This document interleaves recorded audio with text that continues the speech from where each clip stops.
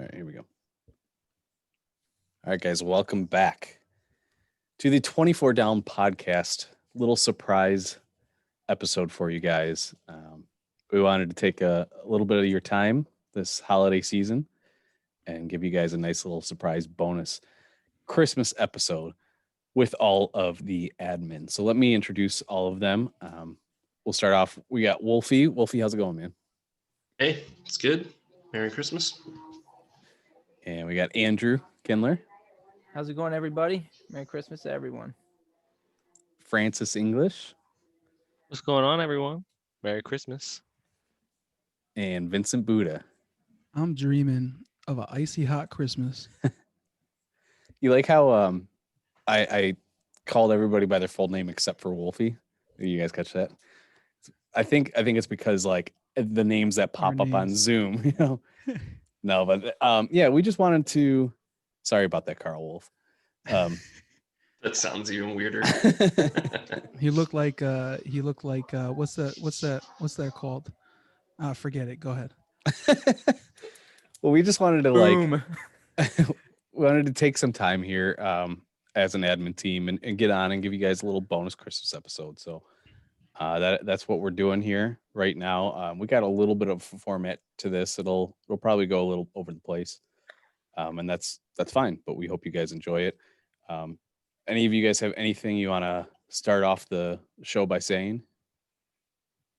Yeah, I would like to, Wolfie, just go back and forth, left to right.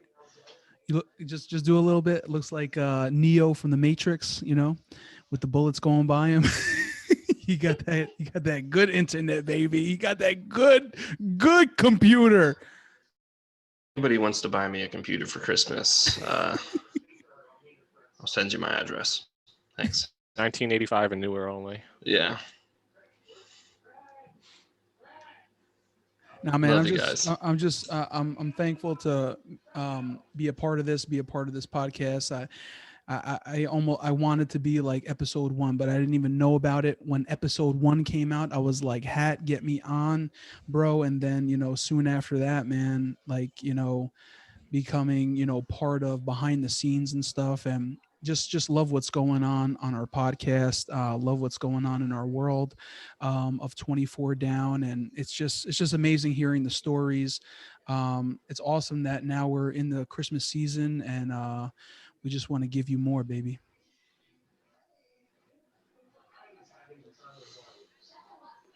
Well, I guess we can. No, that's good. That's good. I was waiting. I was waiting to see if anybody else wanted to say anything. Hey, it's back to the time of listening to Mariah Carey's "All I Want for Christmas for You" about 30,000 times. So, yeah, there we go. I saw that video for the first time the other day, and bro, my wife was trying to talk to me. I was like, I gotta watch this real quick. She was hot. Nick Cannon got some of that, bro. You did. Yeah, I mean, this is the time of year Michael Buble, he comes out of his hole and hangs out for a couple of weeks and then crawls back into his hole for the other 11 months. Yeah, good. I told Nancy I'm not a fan of him. He sings, and I don't like it. True. You mean, are you talking about rap? No. he to me, he's not, he like doesn't sing. He just like goes this like Silent Night, and I'm like, what is he doing? No, he covers, I'll be honest, he does a cover of All I Want for Christmas is You. And it's actually pretty good. But. Boom. Well, before we really get into stuff, I will say this. I'm curious to know what everybody's true feelings are. I am not a big Christmas fan, and a huge part of the reason is because I cannot stand Christmas music. How do you guys feel about it? I don't like it that much. I like maybe one Christmas song, and that is Santa Claus is Coming to Town by some, like, I can't remember who the guy is, but it's like a live version of it. But yeah, I don't like it. I don't like decorating. My wife has a bunch of decorations around the house. I'd rather just put, wallpaper of the 24 Down podcast image behind me, but yeah, it's like, it's too much work. It's too much work for a month or two. And then you got to take it all down. I'd rather just put a tree up, and that's about it. some gifts. That's about it. Some icy hot on my nuts. That's about it. I'm opposite. I love Christmas. I love Christmas songs. I love playing Christmas music. And this was the first year I actually like was able to decorate my house. So I didn't do a ton, but I was actually able to put some lights up, and our neighbors bought our kids like a laser projector for Christmas, and it shoots like lights up on your house and stuff. So like I love Christmas though. It's a great time of year. I love seeing how like everybody decorates and everybody just seems to be in a better mood around Christmas time, and everyone talks more. Like it just I really do enjoy that time that like people just seem to be happier. Did you So- put lights on like the outside of your house? A little bit, not much, but a little bit. Did you have to buy like a special ladder that was taller to like compensate for your shortness at all, or? Only the bushes were done. Yeah, I was gonna say it's just I decorated the it's like flowers. this high. It's called the Yeah. step stool hat. Okay, I can use one too. He can jump, right? Throw. No, I'm with Andrew though. I like Christmas a lot. I love the music and the decorations and stuff. And I actually just got more lights in for the front of the house that we were able to throw up. So I actually enjoy Christmas quite a bit. I don't know why. It's a good family setting always for us this time of year and stuff. And like Andrew said, everyone's nice. Everyone's like happy. There's joy a little bit out there. But I love the music. I'm a big fan of music. We watch movies like once a week for a few weeks before Christmas. And I don't know. It's a good spirit. Wolfie, what do you feel about Christmas music? I fucking love it, Josh. All right. Well, I actually really love Christmas, and my wife like will even call me Father Christmas. Like I don't do it a lot before Thanksgiving, but once Thanksgiving rolls around, it's Christmas tree goes up, decorations. Like we have a big tree out front that I deck and put all the lights up through the branches, and I definitely go all out for Christmas. Really enjoy it, and then just kind of like Andrew talked about, like it's like that song. It's beginning to look a lot like Christmas. There's just like a feeling in the air. People are in better moods. Like, driving around, seeing everybody's house like lit up. Like, it's just, I don't know. It's a good season. It's better than just like being miserable in the winter. So, I mean, there definitely is a mood. There definitely is a vibe. I like when all the stuff is up and out. I just don't like doing it. I just don't like putting it away. You know what I Oh, mean? yeah. But it is nice. My wife is right here. I don't like anything else but looking at it. Yeah. But yeah, thank God this year she did most of it without all of it. She did all of it Damn. without. You want joy on this podcast? Come over here. yeah. sounds like a joy. Get over here. Do your hair. Get your hair did and get over here. Is she coming? No, she said, don't embarrass yourself. Jokes on her. She We're doesn't- she way doesn't past talk like that. embarrassment. But yeah, I mean, but no, I really do. I do like it. Like when I'm in the house and all the stuff is up and all the stuff is on, it's really nice. It reminds me of when I was a kid, all that stuff. But my mom, she did a lot of decorating. I think she kind of like pooped me out with Christmas, man. And that's probably what it was.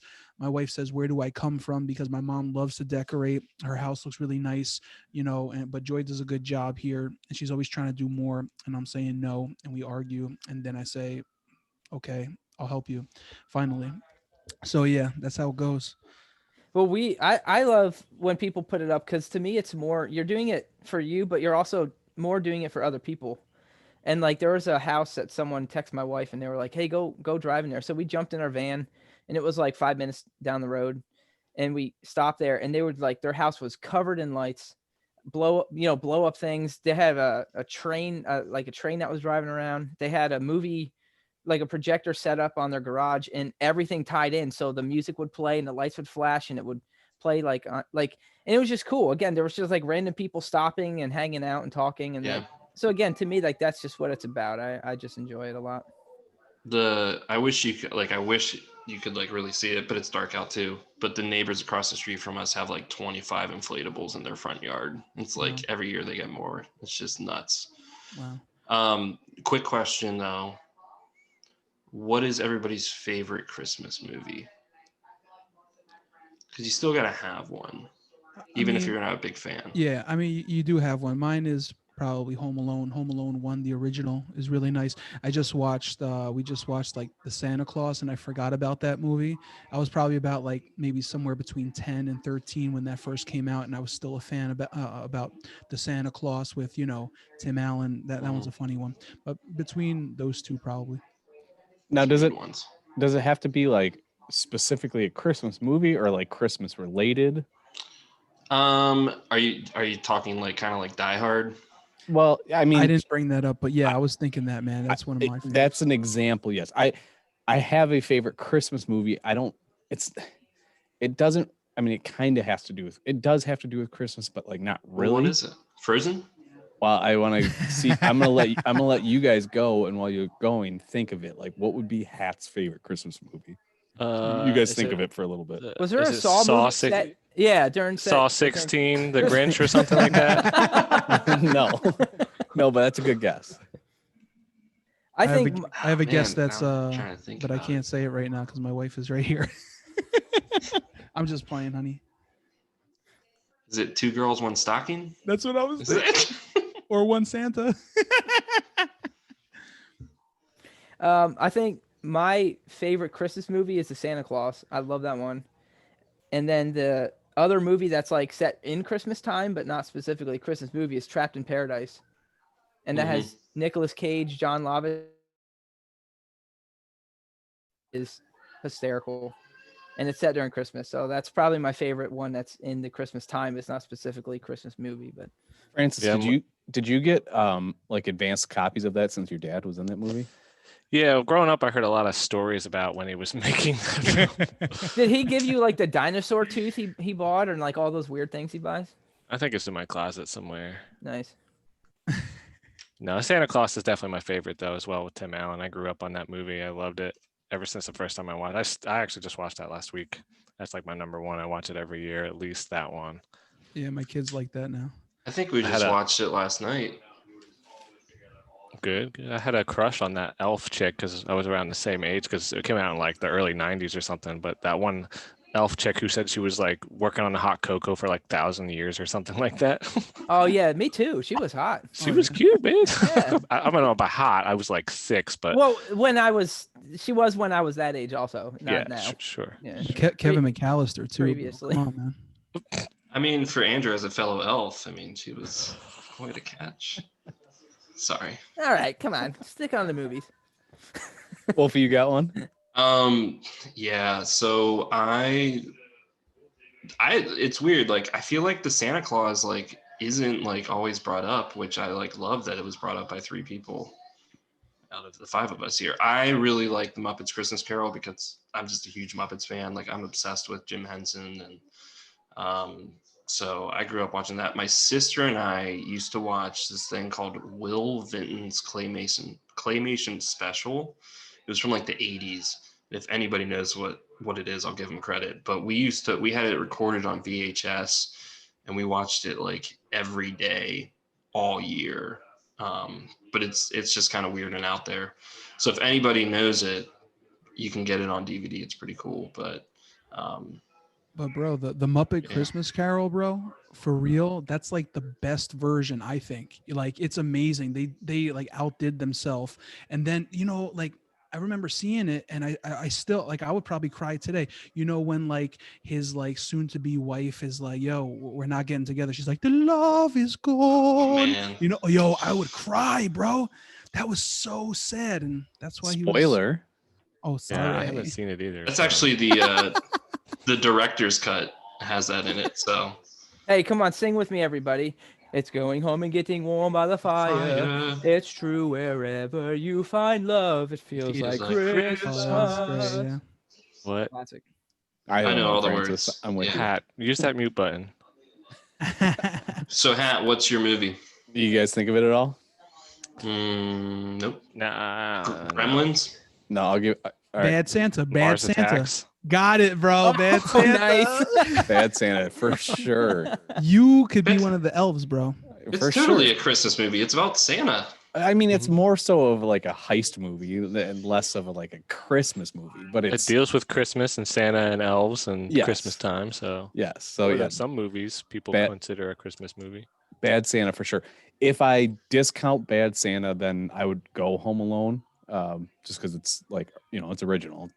But yeah, Bad Santa's for sure mine. But people say that Die Hard is not a Christmas movie, but it happens during Christmas. You know It's what I mean? it's a It is. Christmas movie. Yeah, and so that's one of my that's top three. That's maybe number one. I say that to some friends because there's some friends that I have, here in Yonkers that man, they just they love Christmas, but they hate that movie and stuff like that. But that I got to watch that movie again because that movie is really awesome. Did you guys ever see Just Friends? Yeah, Ryan Reynolds. Mm-hmm. Oh yeah, D-Shat and I love that movie. We used to watch it all the time in college. yeah. It's a good one. That's actually a Christmas movie too. Cool. Well, I guess we can kind of get into this a little bit. So, speaking of movies, Christmas movies, there's a very famous one that we kind of talked about a little bit because it's been done in multiple forms, and that is A Christmas Carol.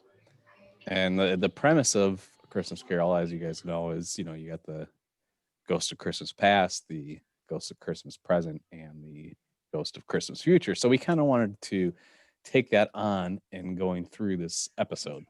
And so the 24 Down podcast, Ghost of Christmas Past, we'd like to spend some time just going over some of the past episodes, um, saying some things about them. I've got the list of guests here. So I'm just going to kind of go through them. If something sticks out and you guys want to say something, we don't all have to say something. It just we'll go with the flow. But obviously, episode one, D-Shat for me, I've said it before, like it meant so much to me that he was so willing to take that leap as, yeah, I'll be the first guest, I'll do it. And that got the ball rolling. So that was a huge one for me anyway. Yeah, man. I would say, for me, I didn't know him at the Forge. I didn't know him. But when I was at the Forge, he was just that, really pretty skateboard dude. And then after hearing like just his story and then all that he's been through and all where he's been and where he is now, just an all around awesome guy. And just like he says, I wish I knew him at Valley Forge. I thought he was a little too cool for me. You know what I mean?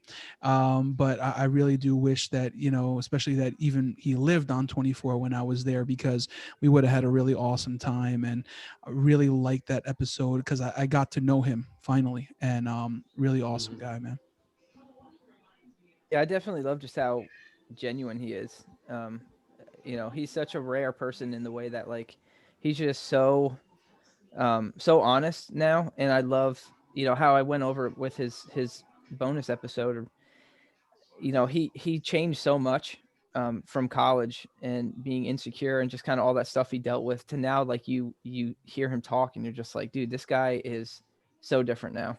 So I just loved hearing that change and just how he's being used, and it's just awesome. He's a great dude.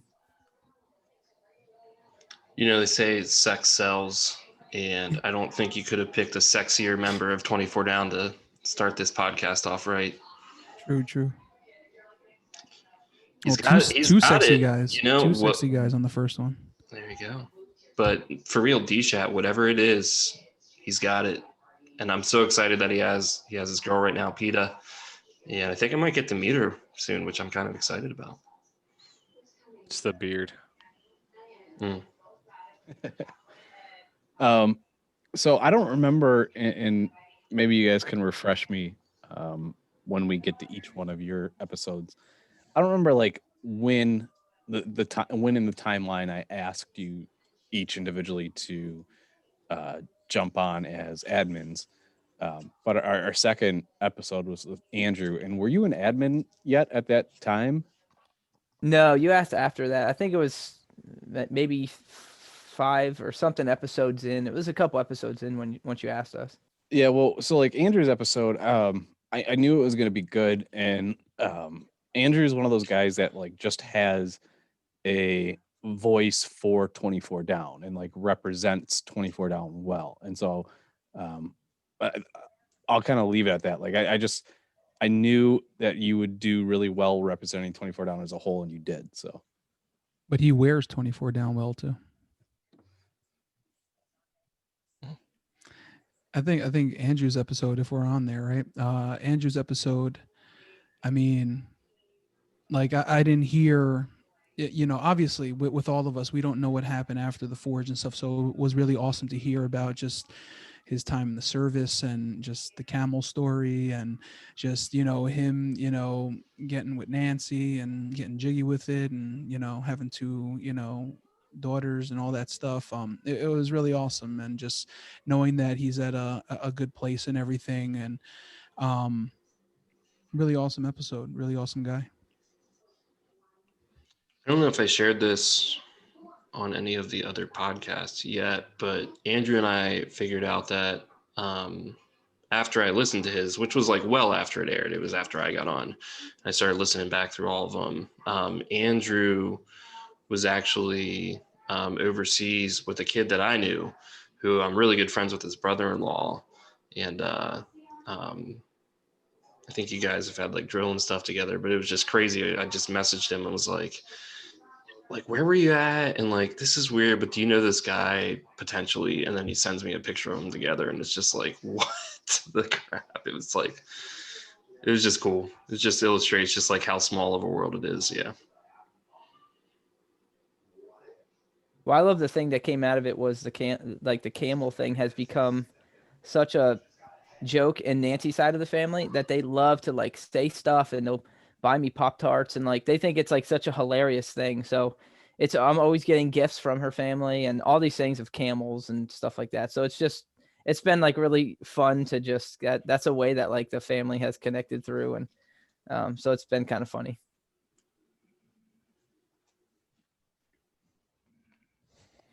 Nice. Well, then we after Andrew, we had another admin on, and Buddha. I don't think you were an admin yet either. I don't remember. No, not yet. But we had Buddha's episode, and I've said it time and time again, and I will continue to say it as this podcast goes on. In my book, and like this is my personal experience. Everybody's got different experiences, but in my personal experience, like to me, Buddha is the godfather of 24 Down. Like Buddha was the start of 24 Down to me, and like that could be different for everybody. Like somebody else might have somebody that they feel like that, but I feel a lot of people do agree with me. But me personally, like Buddha is the godfather of 24 Down. He's one of the first people to reach out to me on the floor. So I was really pumped for Buddha's episode. And yeah, I think it was very enlightening. I was doing my best. Actually, I did my best for all three of these episodes to keep things clean. But yeah, I love Buddha's episode. I think that's like a trend almost. A lot of the people who were on in the first like 10 episodes said that the first person to reach out was Buddha. And that in my case was the same too. I'm sure you heard from my episode was my brother and I lived in 24 Up, and we were all playing Halo with everybody downstairs. And we were all getting off. I guess some of the guys from 24 Down were going to lunch or something, dinner, and they were like, Buddha was like, you want to come with us? And I literally never seen him before in my life, and he already invited me to go to dinner with him, and I was like, yeah, I guess I have no real friends here yet, so it's my first semester, why not? So I went down, and it was a huge group of guys, and that's what really, like, as soon as that happened, it was just like, yeah, I'm going down there someday. I actually think I remember that. You know, I just, you know, we were going to dinner and I saw two hot twins and I was like, yeah, man, bring them to dinner, baby. We'll agree to disagree. The thing I love about Buddha was I always think about how I've never seen someone work so hard, like working out as Buddha did in college. And I like respect him so much for that. Cause like legitimately he would be in the gym killing it in college. And I always remember that, you know? And so I respect him a lot for that. And then also the world needs real people as pastors. And I think that's what Buddha is. He's a real person. He doesn't put on this fake air. He doesn't put on this front of, you know, like make sure I say this or dress like this or look this way. Like he's just a real person. And I love that. And I think that's, just, you're just a real person. You're yourself. And I, I just think that's a great thing. Thanks, man. Ditto. So it's funny you brought that up, Andrew, because Buddha, I hope you don't mind me sharing this. I messaged Buddha yesterday because I finished listening to the episode with Franco, and I don't know if you guys have heard it yet, but like that last, I don't know, I say 10, 15 minutes or so was so powerful. And it was just two pastors just talking, being real. And like, it hit me, and I messaged Buddha. And this is not to put any pressure on Buddha. So like, guys, don't expect that this will happen. It's up to Buddha if he wants to do this. But I told him, I was like, Buddha, like, you honestly should start a separate podcast, like where it's you and another pastor just talking real. And Andrew, you hit the nail on the head. Like, Buddha's so real, and like that's very, very refreshing. So that was cool you said that. If I could say something about that episode, I was so excited. I was nervous as well, but I definitely was going to do that, man, because I've been waiting for this, even though I didn't know about this and your thoughts and, Gene saying something to you about it. Like, I did not know this would ever become something. And I have to tell you, I am a podcast person.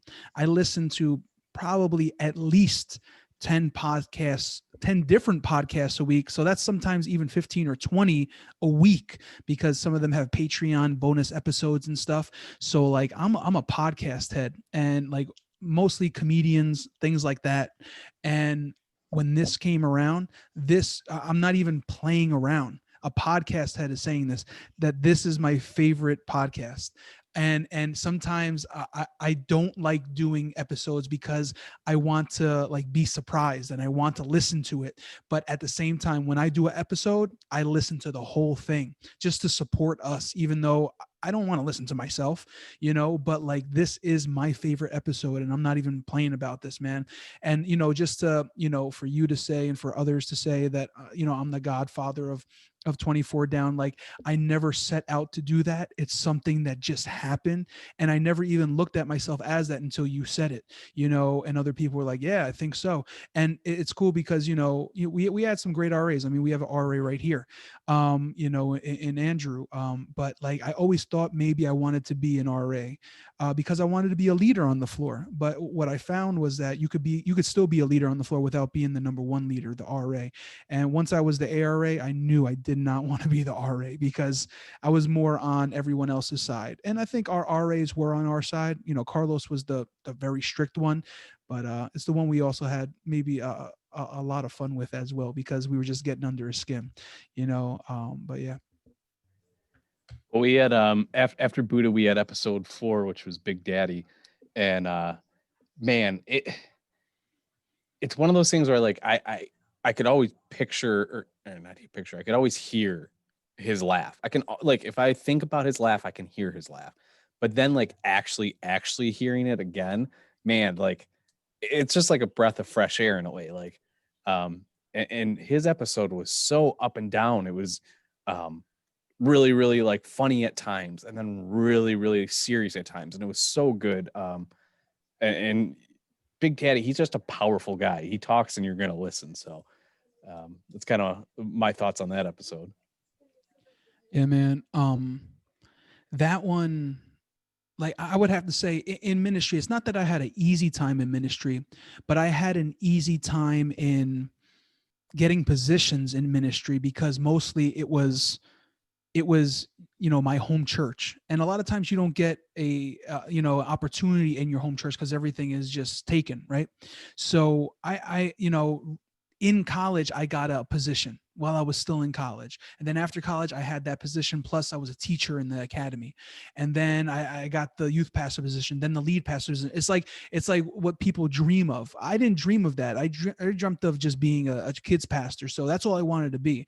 So people may look at that and be like, oh, wow, you really are living the dream, but I never wanted this, but when he brought up those stories about his internship and how that was a joke, and how, you know, the pastor pretty much treated him.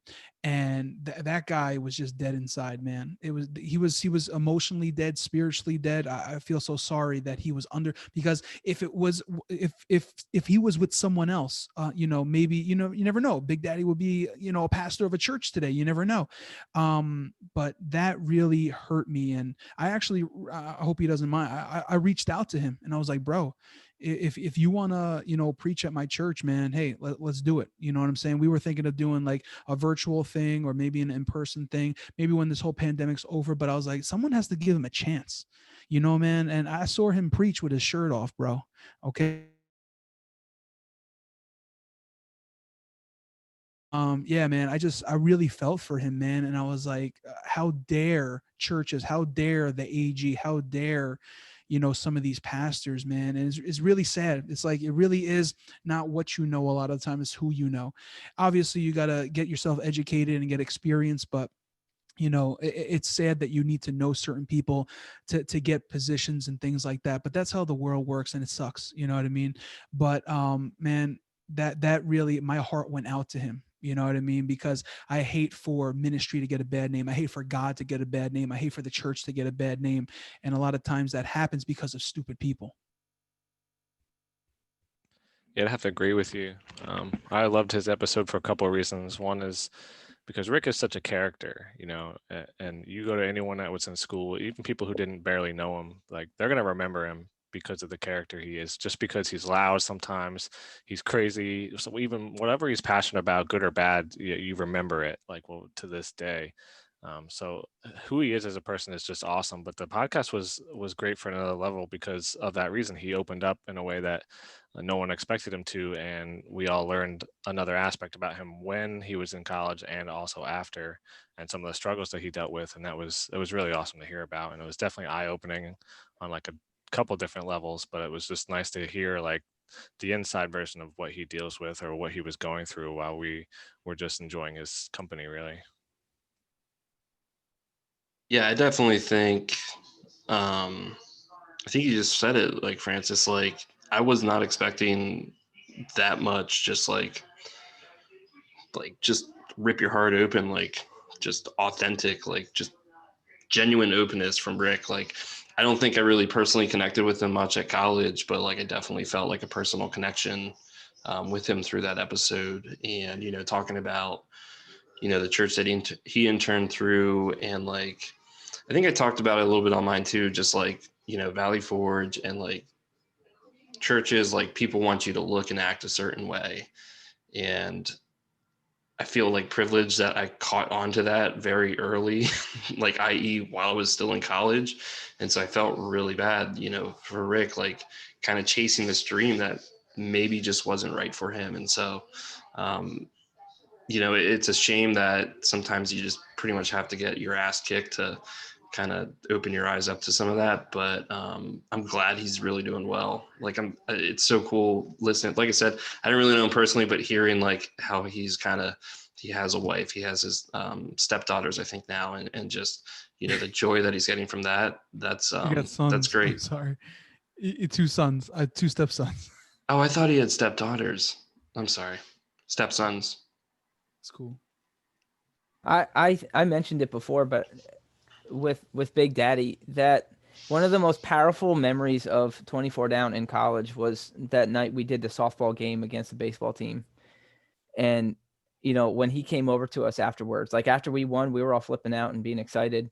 And he came over to us and he like apologized because he was getting mad at us because he was getting in with the baseball team, you know, and our tensions were flaring and stuff. And he came over and he like cried and he like apologized to us. And he's like, you guys are my brothers. He's like, they're not my brothers. Like, he's like, they're my team, but you guys are my brothers. And we like, you know, Buddha led the 2-4 down chant and he did it. And like, I will remember that till the day I die, because that was legitimately like the definition of real brotherhood. Like, it was awesome. So I'll always remember that. And that was such a special thing, such a good memory. For sure. Yeah. So episode 5 came around, and this was, for me, it was, believe it or not, I think this was the very first episode I swore in, if I remember correctly. So I did really good for 4 episodes, but it was episode 5 with Francis. And again, I don't know if Francis was an admin yet at this point. I can't remember when, but man, that was a fun episode. Francis and I have a longer history than just time on 24 Down, because we lived with each other for another 2.5, 3 years, whatever it was. So I knew the episode was going to be good. Francis and I actually we had our own podcast a few years ago, so like we already knew each other's dynamic and everything like that. But yeah, it was a great episode, and I think that I think there were a lot of stories that people knew and maybe some people didn't know, but like heard a different perspective, because Francis wasn't always the most like vocal, hey, look at me kind of guy. And so being able to like dive into some stories and hear his perspective, I think probably meant a lot to a lot of people, to be able to hear those things. Yeah, man. Me and Francis, bro, we were the tag team champs a couple times. DX was taking it over. You know what I'm saying? And I think Francis, man, not that you were quiet, but you didn't talk too much. In college, you just did stuff, man. You were a doer, man, and I just remember you on the field and stuff and everything like that. But like to hear your episode was really cool, because I got to hear a lot of what you guys did after college and Hat coming back and living with you guys and all this stuff. I don't know if you live with you or the other one or whatever. I'm sorry, but just like the mini bike story and things like that. It was a very fun episode. You know what I mean? And a lot of times this as a twin, obviously, that you kind of get coupled with your twin all the time. So it was good to hear you on your own, podcast, just, putting it out there and stuff and everything. So really awesome.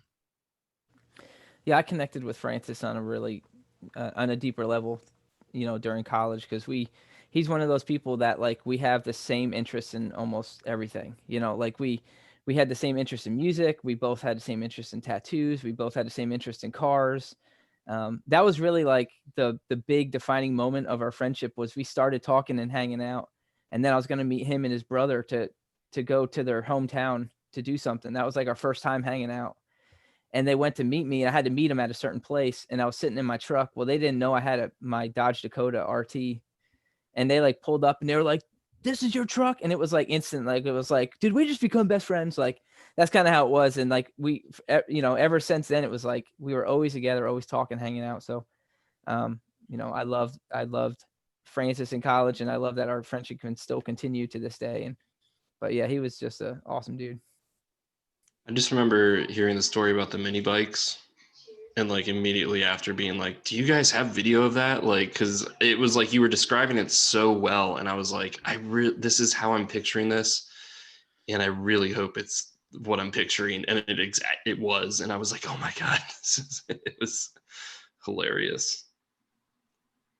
Wish mine didn't get stolen. Otherwise, I'd still probably have it. Oh, well, then I could ride with you guys. Well, yours would be full size. So episode 6 here was Matthias, and I'm going to get into this a little bit later because there's something else I kind of want to do. But Matthias deserves some credit for some stuff, and so I'll get into that later. But another episode where, man, like I think he took some people by surprise. Everybody knows Matthias, and he's everybody knows the crazy fun side of Matthias, and everybody knows that Matthias has a serious side. But he like displayed the both in such a way that I think I mean it took me by surprise. And I know the guy well. I talked to the guy several times over the past few years. Like he's one of the guys I've definitely stayed in touch with. But man, his story, his journey, it's really cool, and it's cool seeing him grow in each new thing that he does in life and everything like that. So for me, it was a lot of fun to have him on. Yeah, it was, it was cool to hear the progression of what he went through, even with like drinking and starting to drink and getting drunk and all that stuff. If I can remember straight, I was drunk when I was listening to it, but no, I can't drink. But even just the the shift to Calvinism as well, and things like that, where he's really, he's really strong with that as well. It also taught me as I was listening, I keep on, man, I'm telling you, like growing up in a conservative church, going to a conservative college, I really had to deconstruct a lot of things in my mind, in my spirit, in my, in a lot of things in my theology. And thank God, I'm in my 30s now, and I think I got a little bit more correctly where I think Jesus wants me to be.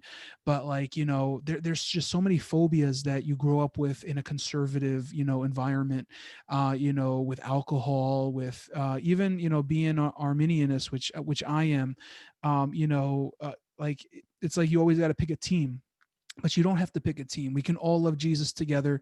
You can have, a theology that's a little different, but we could still, do ministry together. We can still do work together. We can still be friends. We can still be brothers and sisters, and that's really where I am today. And it was just really good to hear all that. It really is good. It challenges you to hear another person's story that's different from your own. And it definitely liked, his episode in that. And bro, I need a cut. That's all I'm saying.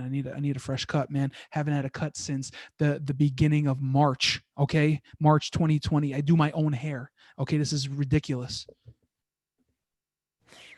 I was actually going to bring that up. That the thing I loved about Matthias was his haircuts. In my mind, weren't just about him cutting hair.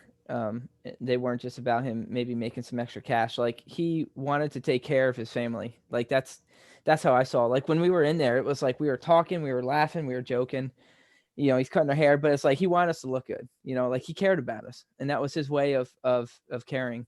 And he even cut my hair for my wedding, and so like he has a special place in my heart. That he was such. I think out of everybody, at 24 down, like I feel like if all of a sudden I was going to get in a fight, like dude, he would be there in a second. Like he'd come out of nowhere and just he would fight for you.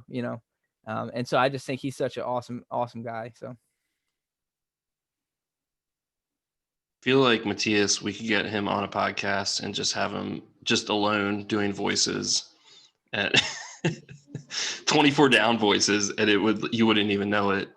No, but like for real, Matthias is, after listening to his episode, I think was for me like the first moment of like how well truly this podcast brings us back together, because he talked about like being like the area that we live in, and I texted him and I basically was like, hey, where do you live?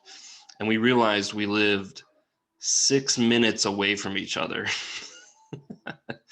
And so then we hung out and we're just like, man, like how stupid are we? Like, how do we not even bump into each other when we live this close together? And we've hung out several times. His son Cello just had his first birthday, which Andrew, you were there. Like we went and were a part of that. And so it's just been really cool. Hopefully he gets his house. I think he just settled on it recently. So I'm going to be excited to go over there too, hang out there. Yeah, man. You brought up Andrew, that he gave you a haircut for your wedding, right? That's pretty cool. Yeah. And that brought me back to like when he would give me a free haircut here and there for things. And I think his haircuts were only $5, man. If that, you know what I mean? Which is nothing. Like I spend with tip like $25-$30, and I'm not talking about money tip, you know what I'm saying? But so he gave me a free one. I think my first one that I ever got from him maybe was my first year, and Joy was coming the maybe like the first or second time that she was coming to visit me. And like he did it up real good. And I have pictures of that day or two where Joy was there, and we took a lot of pictures, and I always see that, and I always remember, yo, he did my hair for free that day, bro. And he was always a good guy like that, man. And you can never get something over on him, because then he'll just choke you out and stuff. So you get those free ones here and there. Like he would give me one on my birthday, which was close to Valentine's Day, so I was always seeing Joy around those times. My birthday's on February 15th. So really awesome guy, man. So after after Matthias episode 7, we had Pete, and even like I think some of you guys know this, or a lot of you know this, but for those of you that don't know this, Jigsaw has a rap album coming out, and even Jigsaw couldn't say anything bad about Pete. Like if you listen to the single that Jigsaw released for this rap album, and it's true. Like you can't say, like, Pete's one of the most, if not the most, like, lovable guys. Like, he's just good, solid, kind, loyal guy. And it was really cool to hear his episode and hear the story of like how he transitioned from the family business and things like that, and just like hearing his growth and his story. So I thought that was a really cool episode. Yeah, man. And he talked about like really pounding his wife and stuff.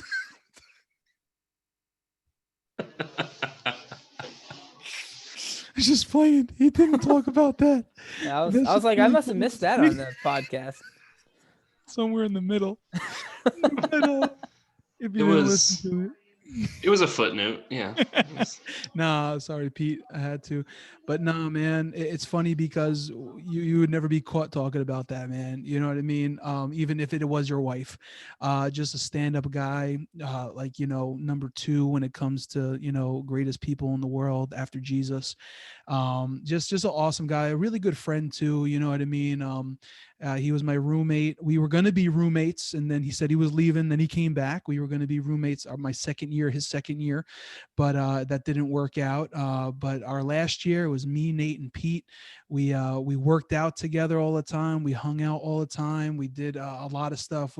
They were both in my wedding as well, talking about 24 down weddings. They were my, 2 of my groomsmen, and they would come home, with me a couple times and everything. We won't talk about that. Not just playing. But no, man, he's just an awesome guy, and he's doing, he's just living for God and, living for his family and doing good. It was really good to hear, about his life, man, where he is now and everything. Just a stand-up guy. Yeah, when I got to talk to him, when I met up with Nate, he's still the exact same person. Super caring. You feel like you could talk to him forever. He really listens. Like, he's just an awesome guy. Yeah, nothing bad to say about him. I admired Pete quite a bit in college. He was incredibly hardworking. So like I loved listening to his podcast because everything he did and currently does, I'm sure still he put everything into. So whether it was playing sports, he was always one of the shining stars. If he was in the gym lifting, he was always there putting in the work. Even in school, he was like a perfect student. He had like perfect grades and all that. So like he found a way to just like push himself so hard and just do good at everything. And it was super, super like intense but impressive at the same time. So I always admired him for that. Even for us, it was like driving. We were all about cars, and he had a car, and he was driving 5-speed, and he was like perfect with it. And I know that a lot of people don't care, but we saw that and we were just like, how do you drive like this? Like this old freaking car, like that smooth? Like that doesn't make any sense. But just like everything he did was just like impressive. I think it's cool and interesting. Like we brought up like how he's a perfect student, incredibly handsome, like good looking athlete. Just talking about, being a man of God, and like Pete is just like the ideal guy. And yet in his podcast, he talks about like the anxiety that he had and like the struggles that he had. And that was really cool to hear. And I think that was very helpful for a lot of people. I think it sets a tone of like, we don't have to pretend. We don't have to pretend we're perfect when we're not.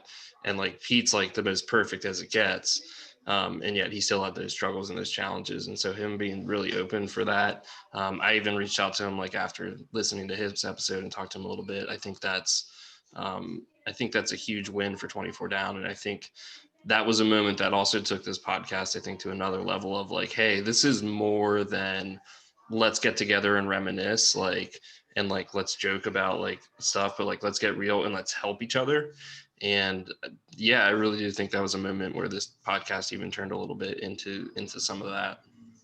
Yeah, I think the only thing that didn't like everything about him, what we said, is absolutely true. The only thing that didn't like measure up to who Pete is the intake on his car that he had in college. You remember how loud that crap was? And he was Yeah. like, "Yeah, I think they put it in there by accident or something like that." It was the loud. You couldn't even talk in that car. Like your words would be like jiggling out of your mouth. Like, It's great. So episode 8 was James, and um, I, here's what I want to say, and I don't mean this in a bad way. I want to explain this really quick. James, his episode, I can't remember his episode, and here's why I can't remember his episode, and this is why, like, it sounds bad, but it's actually a really good thing, because James to me was the one episode I felt I had this feeling with pretty much everybody in general at different points in their episode. But with James' episode, literally the whole time, I didn't feel like I was recording a podcast. It was James and I going on our drive having a cigarette for the whole time.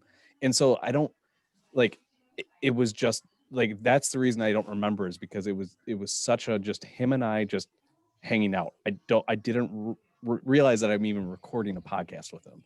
Um and I think the other thing too is like James really kind of kicked off like getting Wolfie involved, if I remember correctly, Mm. and getting some others involved, which then snowballed into making the scene even bigger. So he gets a lot of credit for that too. Yeah, I definitely remember his episode, certain parts and everything. Because I just thought it was going to be. I was getting ready for something like just sarcastic the whole time and stuff. But he actually did get into some like deep stuff, especially with ministry again, just like Rick did. But the dark side of ministry, of you're being paid part time, but it's never a part time job. It's always full time, right?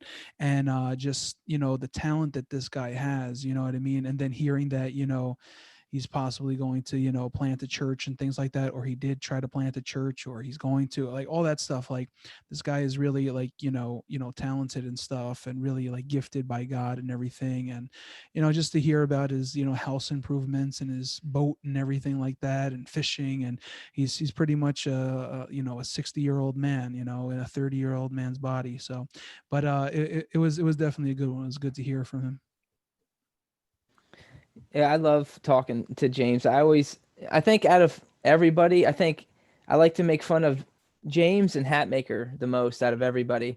But because it's like, that's like what you do, you pick on each other, you have fun, and they give it right back. And I love it. And James is like so good at picking on people back. Like he's so quick at coming back with things that it's just hysterical. But like his roast in college was just epic. That was such a good night. And yeah, it was awesome. James is just such a cool dude. I would love to just be able to chill with him sometime. So he brings something good to Jersey, so that's good. I love James. I love James in college. I love James now. I don't really know what else to say. I mean, if it wasn't for him, I wouldn't have gotten into the podcast, like straight up. Like I probably would have just been like, well, yeah, like whatever. But yeah, I mean, we talk about the roast, and still looking forward to seeing that happen, Hat. I'm working on it.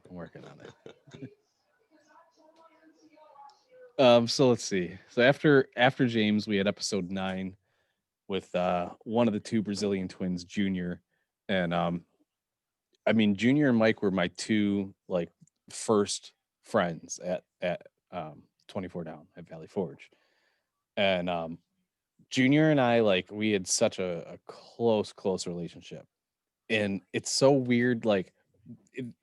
During his episode was one of those moments where you like hear something and you're like, wait, that can't be right. And it's when he said he brought up how he was only there a year. And I was so close with Junior that it's crazy to me that I didn't even remember that it was only a year. But it's also because like you look back and like he just had such an impact in that year and became such a part of the floor in that 1 year that it felt like he was there the whole time. Junior, I like after our first Zoom call that we did, I reached out with him, FaceTime with him, and like we almost had like our own little like mini podcast then because we were just catching up and stuff, man. Love that kid to death, and that was a fun episode.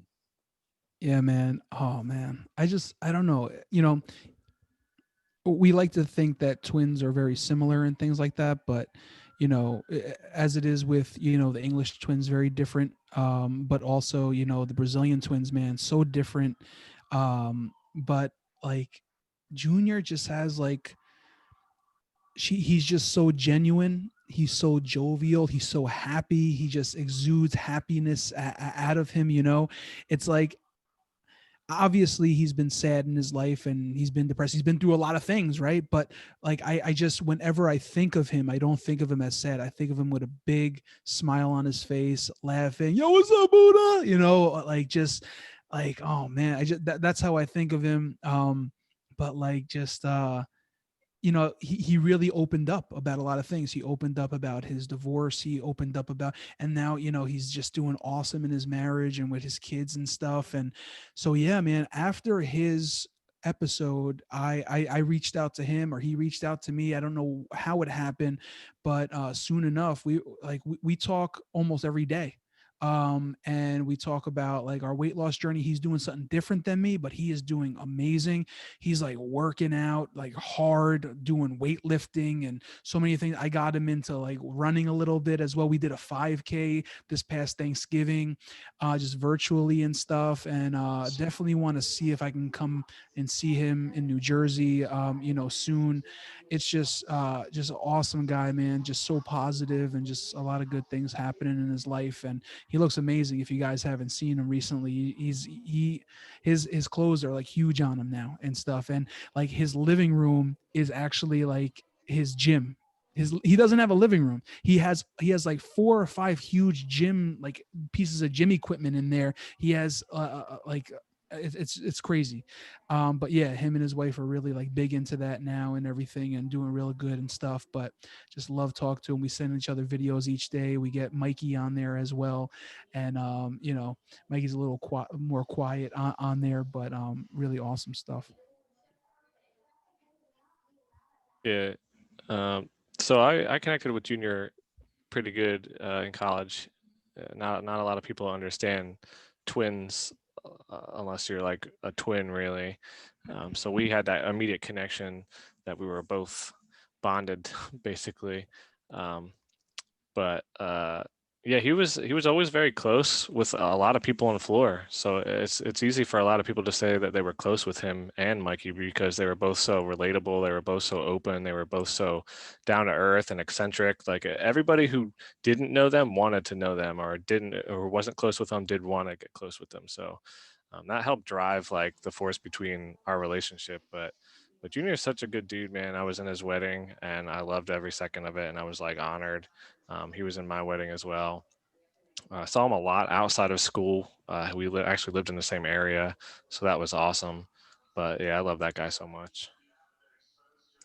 Yeah, I think the thing for me was I was gonna say genuine and joyful. Those were the 2 words to me that describe him. Like when you meet him, like makes you he makes you feel like you're so important, and he just makes you in a good mood. He makes you happy. He makes you he's funny, but he cares about you on such a deep level. Like such an awesome dude. So yeah, I love every time we hear him, even on the podcast. Like it's just he's instantly just his laugh is like contagious. So he brings a lot of joy to it.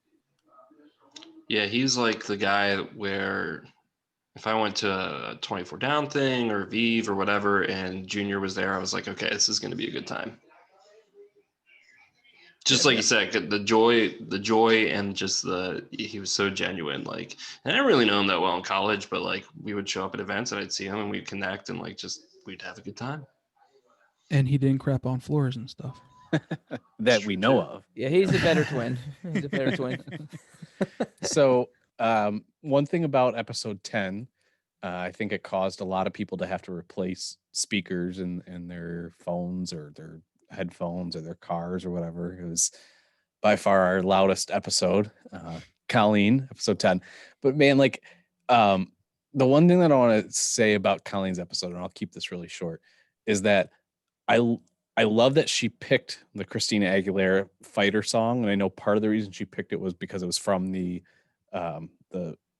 Powder Puff video, but it's such a fitting song for Colleen because as much as stuff as she goes through, man, she just keeps fighting, and that was very evident in hearing her episode, and then just as we all keep in touch with her during one of the through one of the chats and stuff. So Yeah, man. That was like the first one that I co-host, I think. No. Well, I think I did Pete's.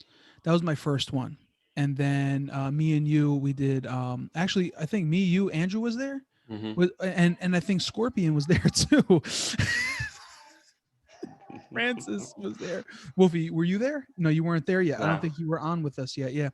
But yeah, she requested all of us to be there. That's like one of the only ones that we were like all there together.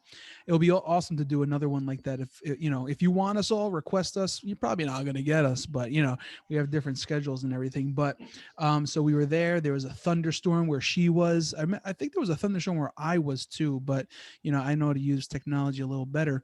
But yeah, so it was not only her voice, it was the internet, it was the booms of the thunderstorm and everything. Can you guys hear that? Like, yeah, we could hear that. Just keep going, And then, but she really did go in depth because she wasn't just talking to a bunch of guys. She was talking to her family. She was talking to people that cared about her. And me as a pastor, I don't know if it was during the podcast or after the podcast where I was talking to Josh and I was like, bro, you don't think she went like a little long with some of that stuff, like with the review stuff? And this is a pastor saying that, someone that's supposed to listen to people, right? And try to help them out. And Josh was like, nah, man, I really think she just had to get a lot of that stuff out. And I was like, man, got a bigger heart than me, Josh.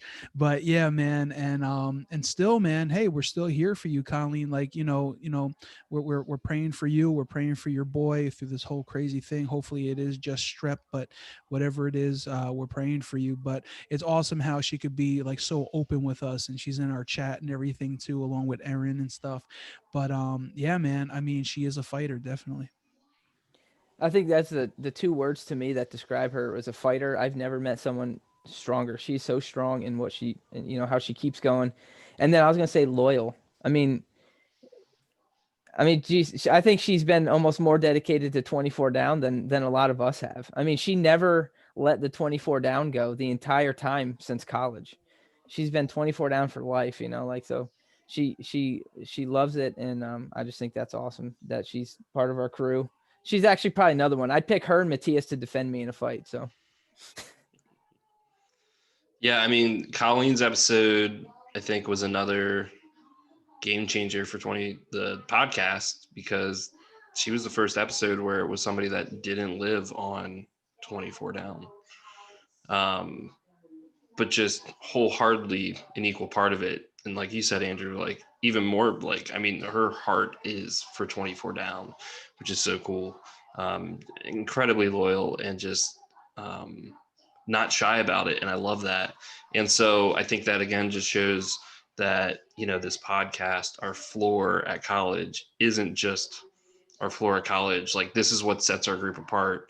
That it's not like 5 or 6 people that you went to school with that you keep in touch with, but just an entire community and family. And I think Colleen is just an incredible representation of that. yeah, so after episode 10, we went on to episode 11 with Wolfie, and what sticks out to me about this episode is actually what happened to after the episode. Um, Nobody really knows this except for Wolfie and I, but I just had such a good feeling when that episode was over. And I remember going outside to have a cigarette and just texting Wolfie, like we were just talking about, like, oh, great episode. And I think we went like just back and forth for like 20-30 minutes, and we were catching up. We were talking about the episode, and it just really, like, I think refreshed our friendship. But I very vividly remember after the episode was over, then talking about the episode, talking about different things that could happen with the podcast and so on and so forth. And so that meant a lot to me. Yeah. Wolfie, we weren't that close in college. But I knew of you, you knew of me. We said hi to each other here and there. I think it was like skateboard guy number one, skateboard guy number two with you and D-Shat. I feel like, but this skateboard guy is a little more weird than the other guy. But yeah, and then like just to hear your story and to hear that you're a friggin' banker and you're friggin' banking it, bro. Like that was like wow. I just I couldn't believe it, but then I was like, you know what, man, it kind of makes sense. Like you found something that you could be motivated by, and you were just doing it and stuff, and like I'm just really proud to see where you are today. Not as a dad, but just as a friend, and to get to know you through that podcast, but then also to get to know you through working together here on the podcast as well. So it's been a pleasure. Yeah, Wolfie, you're such a good dude. I know you opened up your home to me. When I was the one weekend when I was at drill, you let me crash at your house and we got together, and just being able to keep in touch, and it's just been awesome. And I love the memories. I will always remember. I swear it was you. After our flag was burnt, you were the one that made like a bed sheet into a 24 down flag and ran across the floor at like our next intramural game. And you had like the hugest. It was like a king size sheet. It was hilarious, and it was just like you were like all into 24 down after that. Like you went above and beyond, like waving flags, screaming, yelling, doing everything you could to just like get back at the people that were like mad at 24 down. And I just think that was awesome. Like I love that. You are such a goofy dude in college. I love it. So many good memories with you, so I'm glad we can continue doing that. Yeah, we hung out and we did a lot of stuff in college together, Wolfie, and either if it was I was on this side of the room and you were on that side, we did a lot of stuff together. But um, you reached out to me after my episode, after listening to a few. I think it was even before you got on for yours, and I really appreciated that, just to talk about my episode. It really opened my eyes to like what these are doing to us as a group and for us is really bringing us together. And I've had since then, we have so many episodes, people reaching out to me and I'm reaching out to other people, and that's really what you did. You helped open my eyes to what this is doing. And then we listened to your episode and it was really really good, because I wasn't super close with you in college, but I got to learn a little bit more about your college life and where you're at now, and I really appreciated that. So Yeah, I forgot about that. Yeah, Wolfie also he reached out to me either like when he was getting close to doing his episode or after he did his or something, and he was like, just asking me some questions and saying that this is a really awesome thing, and that he didn't know that I was roommates with Van Hussey Hmm. for a semester, and he got me like reconnected with Van Hussey as well. And me and him, we talk every once in a while. Van Hussey is not a texter, he is a talker, and he'll talk to you for a good hour on the phone. So sometimes we're like, hey man, right now is not a good time, but I'll call you back. But we've talked about ministry, we've talked about all that stuff. So I can't wait to get Van on here as well. But that was awesome how Wolfie did reach out to me, reached out to Francis, and probably a lot of other people too. Yeah, thanks, guys.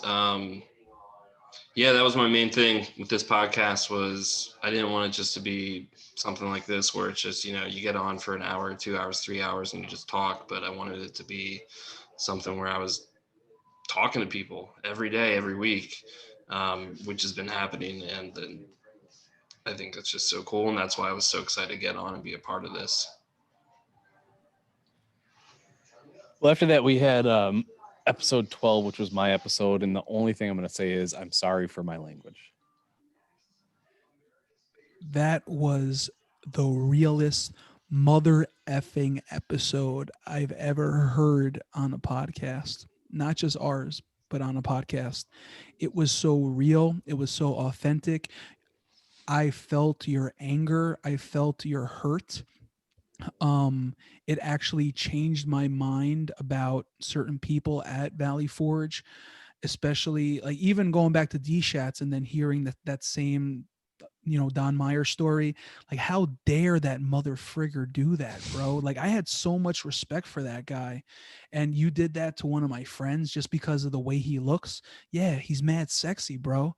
That's why you went over, because you're friggin' gay. I'm sorry, but the thing is, bro, like, my heart was broken, but at the same time, I just don't know how you do it, Josh. How you literally are the same person. You have the big heart, you have, care for people, but you've been through so much crap, and people have given you crap.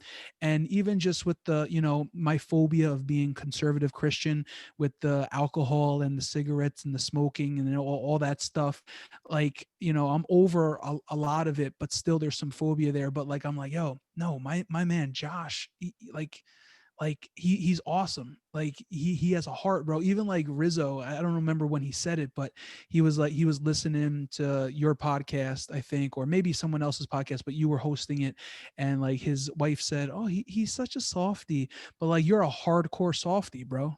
You're a hardcore softie, and like, you just have a real big heart. And like I said before, like, we still have all our RAs. One of them is on here with us, but like, you're like the new RA of 24 Down. You know what I mean? Keeping us all together. You're leading the way. You're the podfather of 24 Down. And man, I hurt. I actually like, I know this sounds gay, but no homo, but I think of you like almost every day, because I am a pastor, and I work at a church, and I'm in Christendom, and I'm in this bubble all the time. And when I preach, I try to preach to you, and I try to preach to people like you that have left the church, and not so much that you have left the church completely, but I don't believe you left God. You always said that you still have the same beliefs that you were when you were younger and stuff, but like, you just lost trust in the church, and that hurts me. And I know you haven't lost trust in me per se as a pastor or a friend or anything, but like, that hurts. And I know that there's more out there, and I know there's a lot on 24, and we've heard along the way that there are. And it really hurts me. And it's something, it's one of my missions, you know what I mean, for 24 Down, but for everyone else, to really get back those, so-called prodigal sons. Maybe they're not, so-called living in sin, but they have left the church. I just really want them to experience God, and not so much church, but experience God. But I know that there's community, and there's something good in church, but oh man, I wasn't offended by your episode. And I don't use foul language, or I don't smoke, I don't drink, but I definitely was not offended. More so, my heart broke. And if I wasn't, I know what I was doing that day. If I was doing nothing, I probably would have shed some tears for you, man. But I was walking across like a 3-mile bridge back and forth, so 6 miles. And I remember just listening to that, for that whole time I was walking, because I think it was a good, maybe around 3-hour episode, and it lasted me almost all my walk. So yeah, man, I love you so much. And I want to say, because I put in your episode that, about kind of growing apart, and you kind of put out there that, you knew I wasn't into certain things, um and you respected me, and you did not, bring me close to you when you were doing those things. But I missed you, man. I really did miss you during those times, because I knew you there, I think, for about 2 years. And that first year we got really close, man. We got really close. We can even almost say we were almost like best friends, drinking friggin' Campbell's soup when we were sick together 1 or 2 times, right? With the garlic salt. I got garlic salt in my kitchen. I never would have had it if it wasn't for you.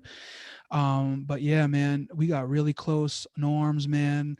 Wrestling, all that stuff, just, picking on people, pranking people, Carlos and all that stuff. And then, that second year, which was my last year, I was a senior, and I was trying to graduate. So I had to like put my, time into work and stuff. But I sensed there was a little change in you then, but that wasn't even your big change, but there was a little change in you then. And so I think I started to kind of distance myself, and you distanced yourself. But I'm glad that, I feel closer to you than when we were doing no arms man stuff, man. You know what I'm saying? And I'm glad we're back together. I love you, bro.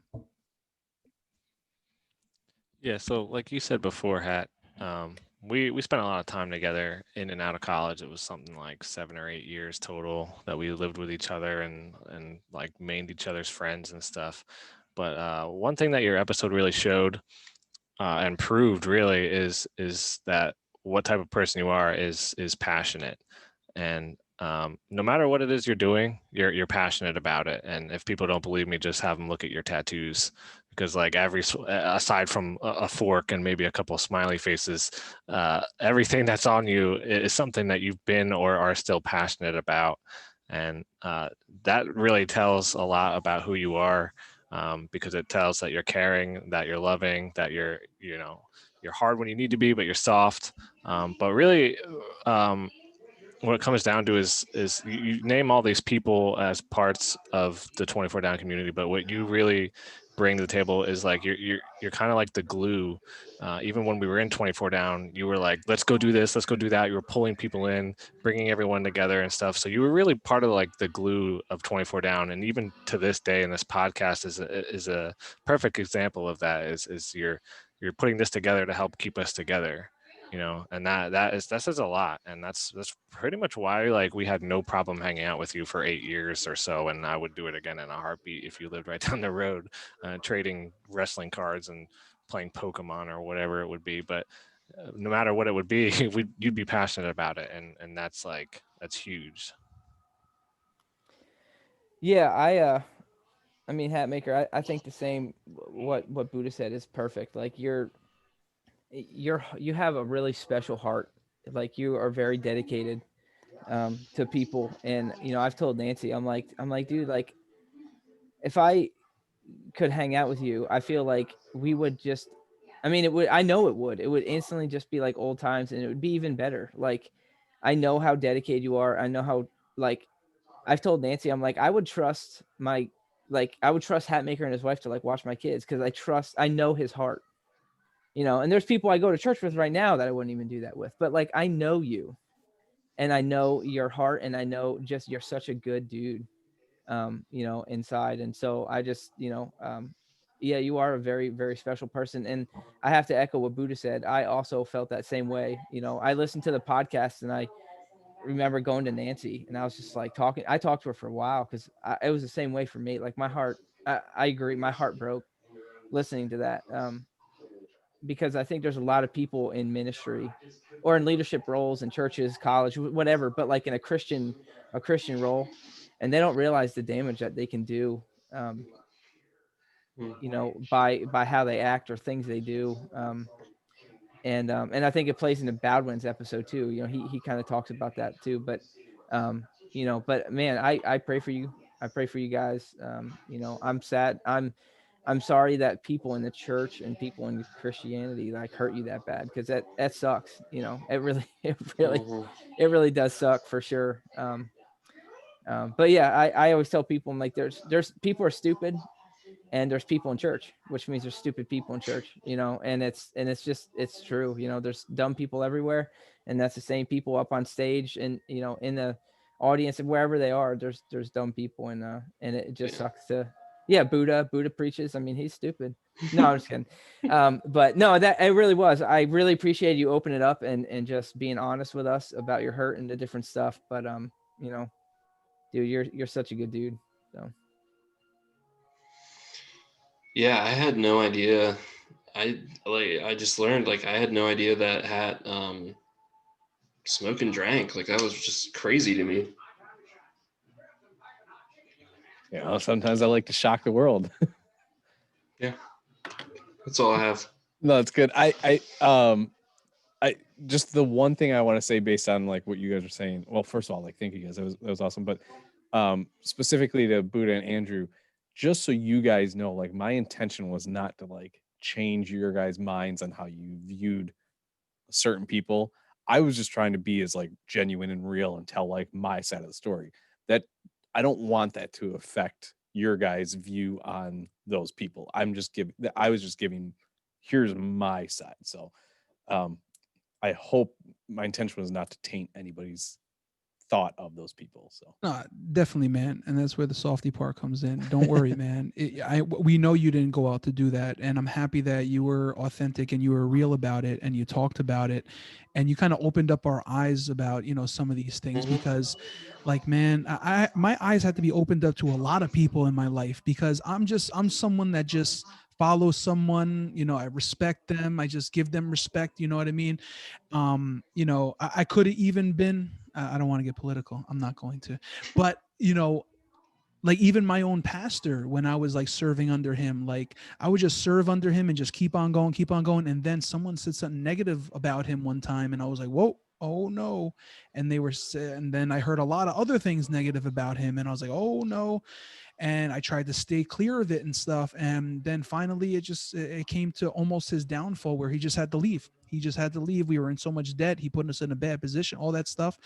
And that's what some of these people are doing. But we need to speak out about it, because and a lot of people just don't see it. I didn't see it, you know what I mean, because I never really was sent to student life and stuff like that. So, but I'm glad for that episode. I really am. I think it's a good. I let people know about that episode. Hey, you want to know about some of the insides of Valley Forge and stuff? It's not that perfect as it really as you think. Yours and Baldwin's, I usually tell people, hey, you got to listen to theirs and stuff, because not that yours is like the bad one and Baldwin's is the good one, because you guys been through a lot, both of you guys, with Valley Forge and with Church World and stuff like that. But like I still think you're a strong guy. I believe you believe in God still and all that stuff. And then, we'll get to Baldwin. I don't want to say too much about him, but yeah, man, I really did enjoy yours, man. I really did. Appreciate it. Well, that's a good transition, because Baldwin, his episode was after mine, so that's the next one, and I couldn't think of a better episode to be right after mine, and I set it on his thing. Like the podcast needed a little bit of like cleaning because of how foul my episode was. So I think it was great to have him on. I fucked up his audio. I feel terrible for that. Baldwin, like, bro, come back on like real soon for part 2, because I owe you. But man, super powerful episode. So Yeah, man.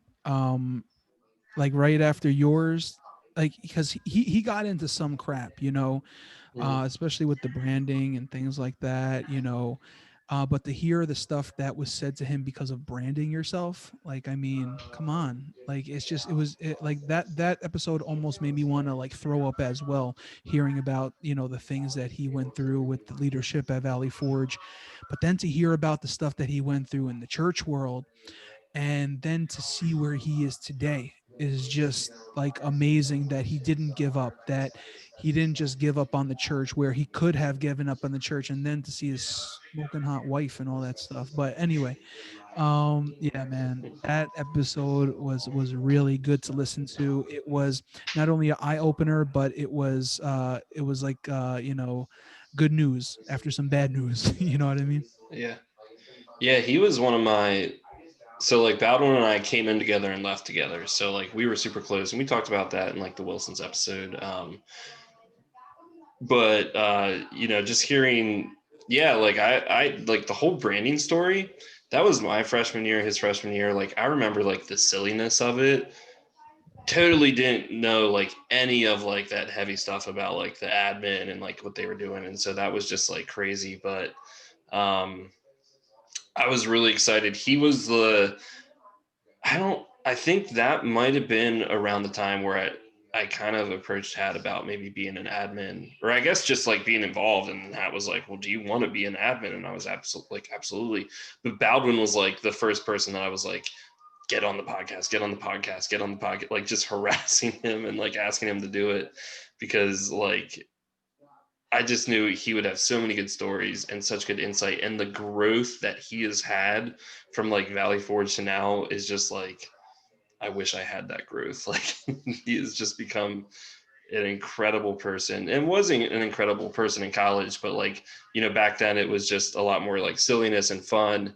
And now like just hearing him speak and like the heart and the realness that he has, with his youth and his community, being a chaplain, he's just an amazing pastor and jacked as well.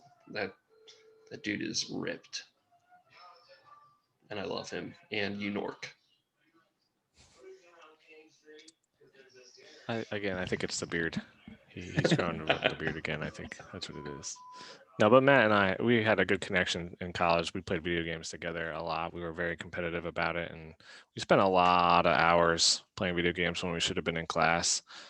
But I always have a special place in my heart for Matt. He's genuine. He's good at everything, but he's so genuine about it. And I had the opportunity, like I said, to go to his wedding, and it was awesome just seeing him there. I think he's one of the most regular people that I still talk to today, and more than likely than not, it's because he's reaching out to me, or we're playing video games together, or he sees me on and just hits me up and checks on me, and we just chit chat every once in a while. I think we just talked yesterday, actually.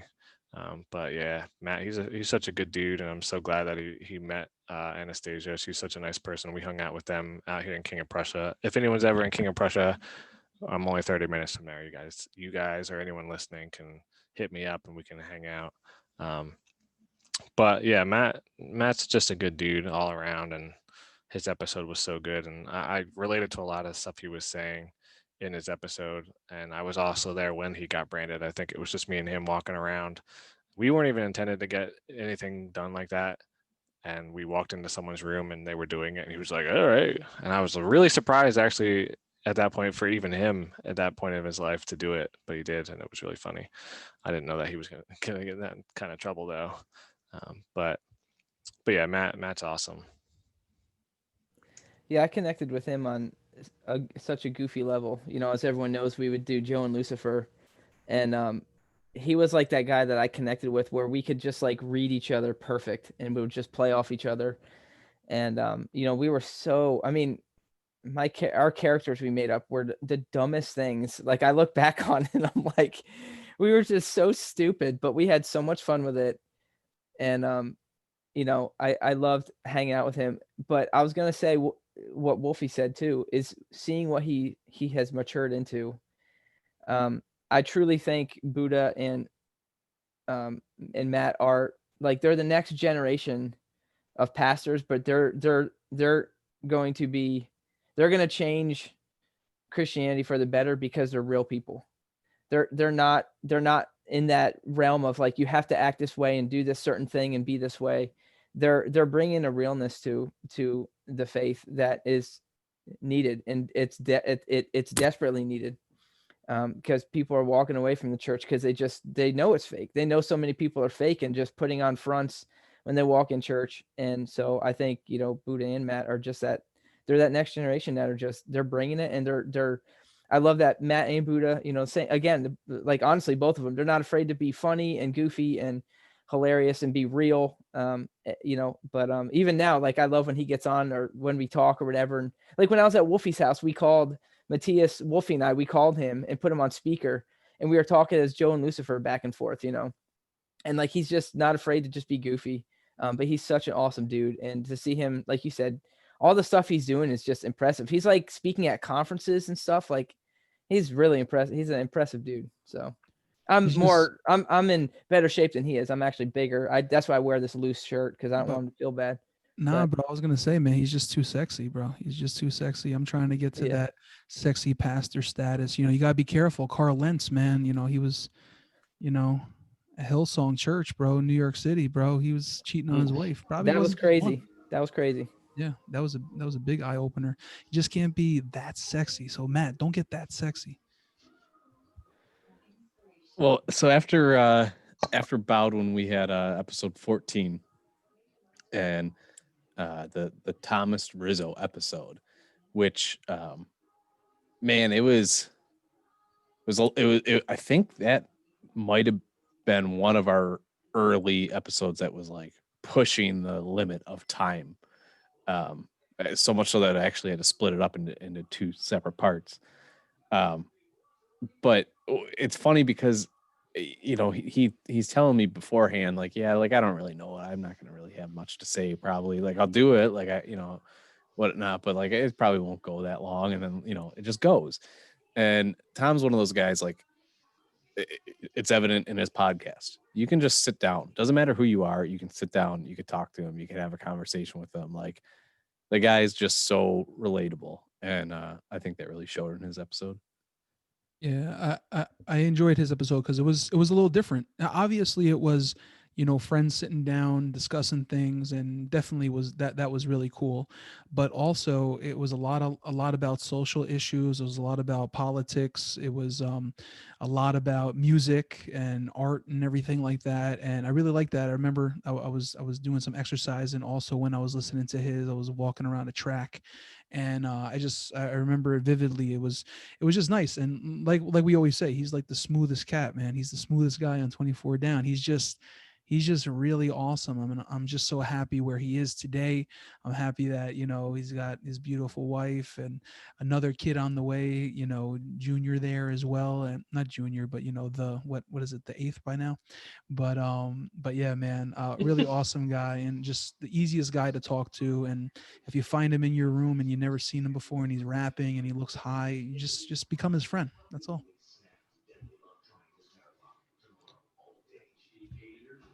I don't know when this. So I love that episode. It was so much fun. That was the first one I got to be a part of, and I was so glad it was Tom. And I don't think I actually initially was going to be, and then I was just kind of like, hey, maybe I could help out with this one.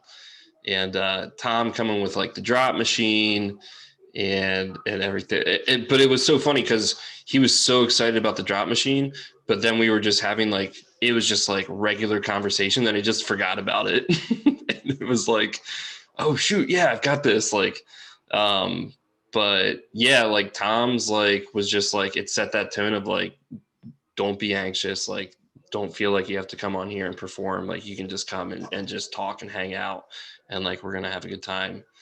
Also, I think so. Tom's the smoothest person on 24 Down. I think has been pretty well established. But I know there was some chatter about. I think we talked about on Josh Lee's episode about poop in the sea monkeys thing, and so Tom said it wasn't him, and I'm pretty sure we said it was him. And so there's kind of a little dialogue going on now of what really happened. But this could be another like two stories merging into one thing. And I think what we landed on was Tom was definitely involved, Hat was definitely involved, and possibly Mikey was involved.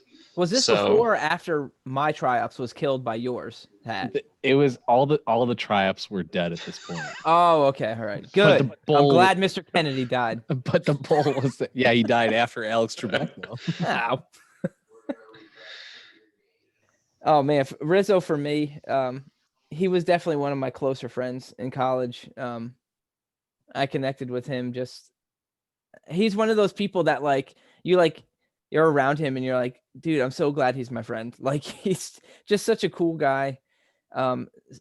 So chill. I was able to, I think I mentioned it. We went up to visit with him and his family before I deployed. And that was like one of our trips we did. We took the girls to Niagara Falls, and we were just able to hang out with him and just spend time. And him and his family are just awesome. Like Rachel is just like him. So nice. Instantly it feels like she's part of the family or you're part of their family, but yeah, he's such a cool dude. And just his music and all the stuff he does. I really enjoyed getting to know like the underground rap and him probably freestyling over my beatboxing, even though I probably straight sucked, but he still would let me be his hype man, like all the time. And but no, he was such an awesome dude. I always remember our goodbye at Valley Forge when we graduated the same time, or when we left the same time. I always remember that. But yeah, he's such a quality person, and just I could go on forever about him because he's just such a cool guy and just super chill. So Yeah, I'd have to agree with just about everyone who said something good about him. But I have with Rizzo, I have regrets, and it's not spending as much time with him as I should have, or after I realized how awesome he was, that I should have spent more time with him. And also going to his wedding is something I really wanted to do, but I wasn't able to because of work. But Tom is such a good dude, and we still talk to this day. He reaches out, and I reach out. We talk all the time. but he has a special place in my heart too. But I'm really really just bitter I didn't get to go to his wedding, but and not spend as much time with him as I should have at school, because he was such a good dude, and to get even a little bit of that rubbed off on me or around me, or just surrounding myself with people like him, is encouraging in itself. Yeah. I think this is the first time in podcast history that we talked about Tom without talking about pep nips. Well, Well, that's gone. I just ruined it. So, oh well. So episode 15 was a unique one because we finally brought on somebody who worked for Valley Forge, and we brought in everybody's favorite RD, Mark Telesha. And it was one of those, for me, it was one of a few bucket list episodes, like getting our RD on here. You know, when we started this, I was like, I know I'm going to be able to get a lot of us on here. Am I going to be able to get Telesha on here?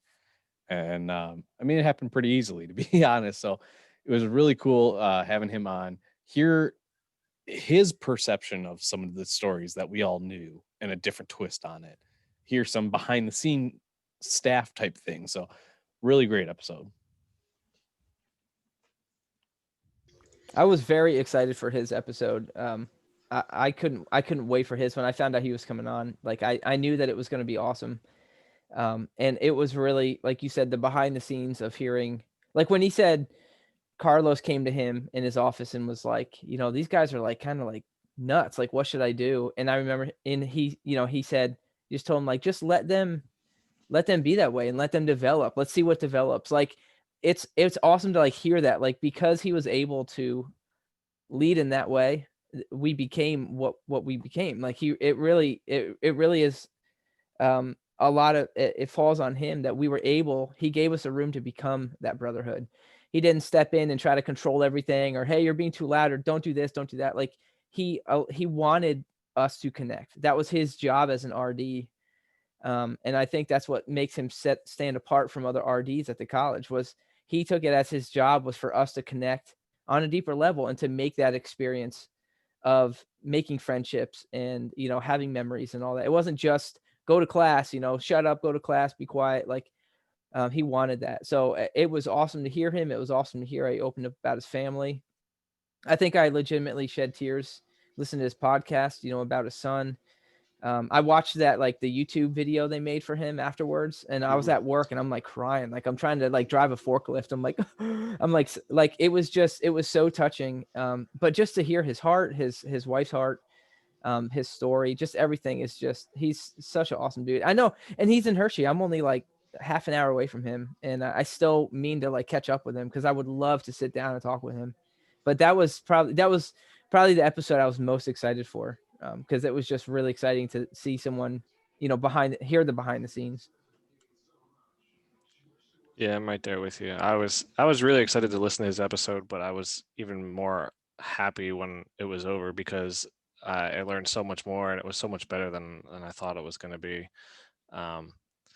But hearing a lot about what he dealt with on the back end that we never saw was what really grabbed my attention to his thing, and what he dealt with other faculty members and other leaders in the Valley Forge school was just like, it blew me away to see some of the stuff. Like, it became a standard to like treat the students a certain way, and if it wasn't like we were still teenagers or kids, was common. But for the teachers to be similarly treating each other that way was definitely a surprise to me. And he was on the back end of that, it seemed like. But coming down to 24 down and him really taking over and letting us do our thing, with a bunch of students that were uncharacteristic to the Valley Forge nature, was huge, and letting us do our thing and supporting us and backing us. He always had our back for things like the flag and anything else that might have happened. Really showed that like he was not just a leader, but he was really a big part of the family. And I was really, really excited to have him on the episode. I didn't actually think he was going to get on, but I'm really glad he did. And a funny story is I saw him, it must have been 2 to 3 years after everybody left school and everything. And I don't think I mentioned this in my podcast, but we saw each other at Allentown Mall or Lehigh Valley Mall or something, and we saw each other from across the JC Penney. I think we were like in the clothing store, and we were both on the phone, and we make eye contact in JC Penney, and neither of us say a word. We just hang up our phones and we start walking towards each other. And as I start walking towards him, he gets on his knees and he puts his hands out for a hug. And he just like starts running. He gets up and starts running, and we like do this big hug. It was awesome, and we hadn't seen each other, talked to each other in years after that. But we saw each other, and we were just like, bro, like this, bro. It was so funny. And Katie was there. She didn't even see him, and she was like, "What are you doing? Like, why are you walking like that?" And it was really awesome. So I was really happy that he was able to get on. And after that, I had a lot of questions because I didn't think he listened to all the episodes. So I was like, listen to mine. And so we talked actually for a few weeks after his episode, because he went on and to listen to my episode, and then we went back and forth to like answer each other's questions based on the stuff that we were talking about that involved each other. So it was really awesome. Yeah, I never had Telesh directly as an RD, so it was really cool. I mean, I really enjoyed hearing just the intentionality that like he and Carlos like worked on to create like what we have now. Like, I don't think this would exist if it wasn't for Telesh and Carlos and what they talked about. So yeah, I mean, personally, never had him as an RD. It was kind of nice to hear that there weren't RDs that were kind of douchey, because all of my experiences with the RDs that I directly was under was, man, you kind of have to be a douche to be like an RD at Valley Forge. And Telesh, you're not a douche. And but yeah, it was just very cool hearing, like, I don't know, like we talk about like this whole thing, God is a part of this, and I don't think it was a mistake. And I think, that was God's will being worked through Telesh and through Carlos to make this family that we have now. So after that was episode 16 with Banks, and this was, I believe, the first episode that I was actually not on. So for me, it was cool to be able to, like Buddha was talking about earlier, be able to hear an episode and not know what was being said because I wasn't there to record it. But man, like, to me, Banks has always been just such a lovable guy, but like I almost forgot about it until like hearing his episode. It's like you hear him telling these stories or just talking in general, and you're just like, yeah, I just wish I was sitting down with Banks too, like, because he's just so like fun and welcoming, and so it was a really cool episode.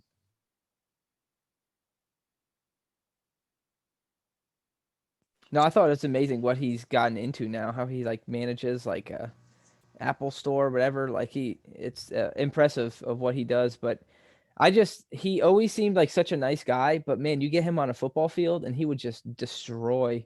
That was the thing that always stood out to me. I was never really close to him in college. But man, that's the thing to me, was I was just like, dude, this guy is a beast. Like, he would just wreck in football. But then you talk to him in the hallway and he would just be real nice and gentle, so I just thought he was really cool.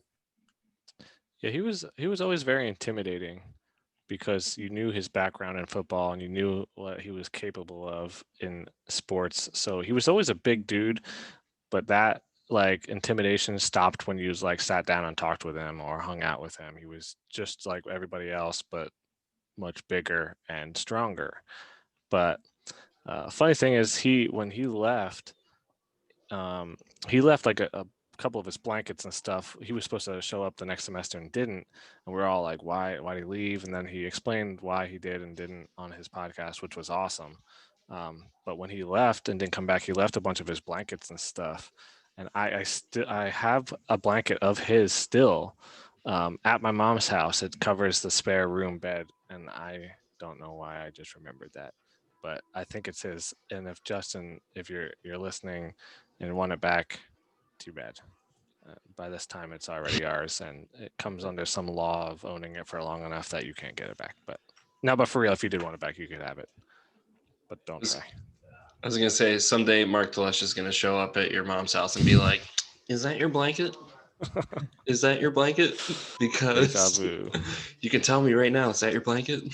Yeah, you owe him the blanket and that 34 cents for the mail thing.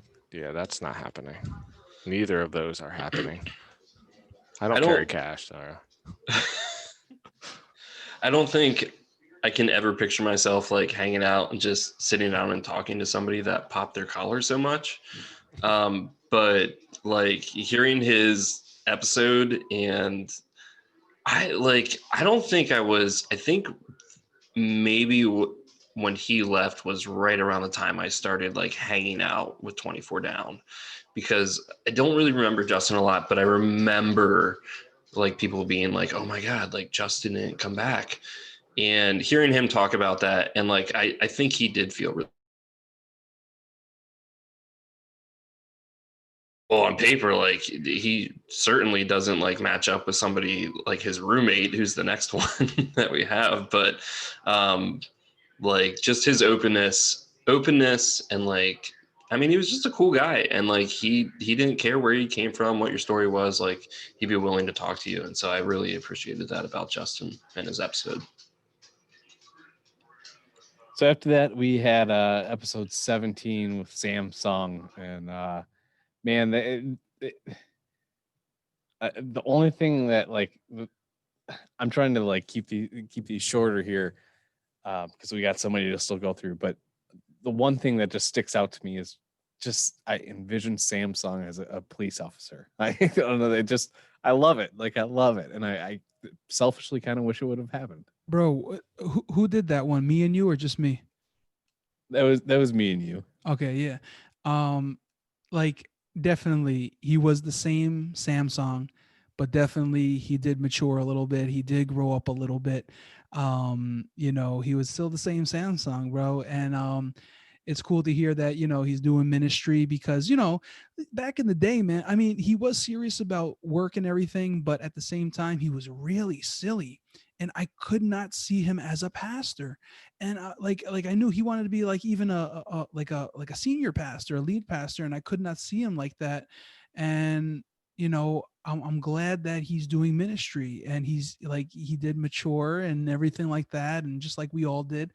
But it was really nice speaking to him, and it wasn't like he didn't know what he was talking about. He knew exactly what he was talking about. And I know I'm talking about him like he's a kid or something, but like, he was just a silly kid, bro. We were all silly kids, but just to see him grown up and doing what he's doing, it was just awesome. You said he matured a lot. I don't usually watch the podcast. I actually listen to them just like when I'm driving to work and back. And does Samsung have a mustache yet? I don't remember. He has some hair, but not a lot. He let that one grow since college, so I loved his episode. I was looking forward to his very much. Just because he is somebody that just stands out as like a unique character on 24 Down. Just in his own personality. Like we had like Hat and like Andrew and Bowden, like you guys actually did characters, but Samsung himself was just like a character. And he's just one of those people that like probably even people that weren't on 24 Down like probably wonder like, I wonder what happened to that guy. I wonder what he's up to, because he was so interesting and different in a good way. And so hearing his story, and like, I mean, the police officer thing is amazing, because I would have just never guessed something like that. And so hearing that was just really cool. And then, just hearing what he's doing now in ministry. Yeah, I'm very, very happy for him and where he's at now in life. I really thought it was cool. Like you said, Buddha, he matured a lot, but to hear how fluent he is at speaking English now. He was very choppy in college, but he's gotten so much better at it, and I just thought that was really cool to hear how he sounds different, because he just sounds a lot older and stuff. So I just thought that was really cool. But yeah, his stories were awesome. He was always so much fun. I say Shooty-O, and I stay on my girls. I still say just things like his funny sayings. I still say all those because they stick out to me. So after after Samsung, we had episode 18, which was Tim, and So Tim, for me, like, um, I think right around when the podcast started, or maybe before when we had those COVID, uh, when COVID first started, and we had those Zoom calls. um, Tim seemed like all in, and then he just kind of died off. And for a while, I was like, man, like, did we do something to upset him? Does he just not care, or whatever? And he revealed it in his podcast that like he just kind of took a break from social media and whatnot. Made completely sense, whatever. But it was so cool to have him on that podcast because I think that like brought him back into everything. I know he's still not using social media as much, but like he's talking to us all a little bit more, and I think that gave him a new life too. And I really saw that kind of just develop in that episode. Yeah, man, that episode really took me down memory lane, like, 4 whole years of being with this kid. And really, if I don't know what, the assistant to the Godfather would be, it would be Tim. Tim was right there with me. He was right there with community. You have to see, you have to say that, because this guy could have lived right down the street, a mile down the street at his own house, but he chose to live on our floor. And oh man, it was just some awesome stories that we were able to talk about. This guy has been taking testosterone or something, because his voice got definitely a lot deeper. But every once in a while, when we were talking about the pranks and the fun stuff that we did, you can hear the old Tim in there somewhere and everything. Oh yeah, the icy hot, yeah, man. And he has all those videos, man. Like that episode really took me back, really made me like really happy, you know what I mean? Because me and him, we were there for 4 years. He was there for 5 years, but sometimes I wish I was there for 5 years. But it was definitely an amazing episode, especially for me, just being there all those 4 years with him. It was very special. And Tim, man, like really definitely one of my best friends at 24 down, one of my brothers, someone that I probably should have roomed with, you know what I mean? We were getting there to room with each other, but it never happened. But awesome guy. We were always in each other's rooms anyway. So he he hit me up after listening to my episode, like many people do, but we actually stay in touch. We've been texting every day since then. Um, a lot of people, well, someone won't appreciate this, but he is a big Office fan. So every day we've been talking about at least The Office in some way or trivia way, and then other things that come up as well. So another token to how the podcast is really helping bring us together. And he actually doesn't live too far from me, well, at least from where I used to live. So it's been real. Yeah, Tim. I mean, Tim's great with that. Like, he kind of does the same with me. Like you're saying, like he latches on to something in the episode he hears. Um, I gave Tim in college. I give Tim all kinds of shit for electronic music, and then I openly told him, "Hey, like my wife's huge into it, and she kind of got me into it a little bit." So now, like legit, like at least I would say at least once a week, maybe once every 2 weeks at most, I'll get a message from him. Oh, hey, check this song out. Like he latches on to something, and like that's your guy's bond. He finds that one thing to bond with. So I love that about Tim. Um, so next up we had episode 19, and this is another one that Buddha kind of took on, and it was episode with another former RA, Daryl, and it's cool for me to hear because I didn't know him, but I really appreciated hearing 24 down history before before I knew it. Plus he's a Michigan boy, so you know I have my love for Michigan. So I don't know, what do you guys think? Yeah. I thought he would either like ghost me when I asked him, or he would say no. Just because that's kind of like the gist that I got from him when he was our RA. But really, when we got into his story, we just found out that he was just so darn stressed. Like he had a job or two. He was an RA. He was on 3D, and he was a senior. and trying to graduate. So he had a lot of stuff to do. He just didn't have the time to mess around or play around or anything. So, but hey, he kind of was not there to help us, form what we did form for 24 Down. So, I give him props for that. Yeah, I didn't really know him, but I really actually enjoy the podcast of the people I don't know, because I do know what they're talking about some of the time, because we have like our 24 down like tight circle, and that's like everyone that's involved or been on or in the group and stuff.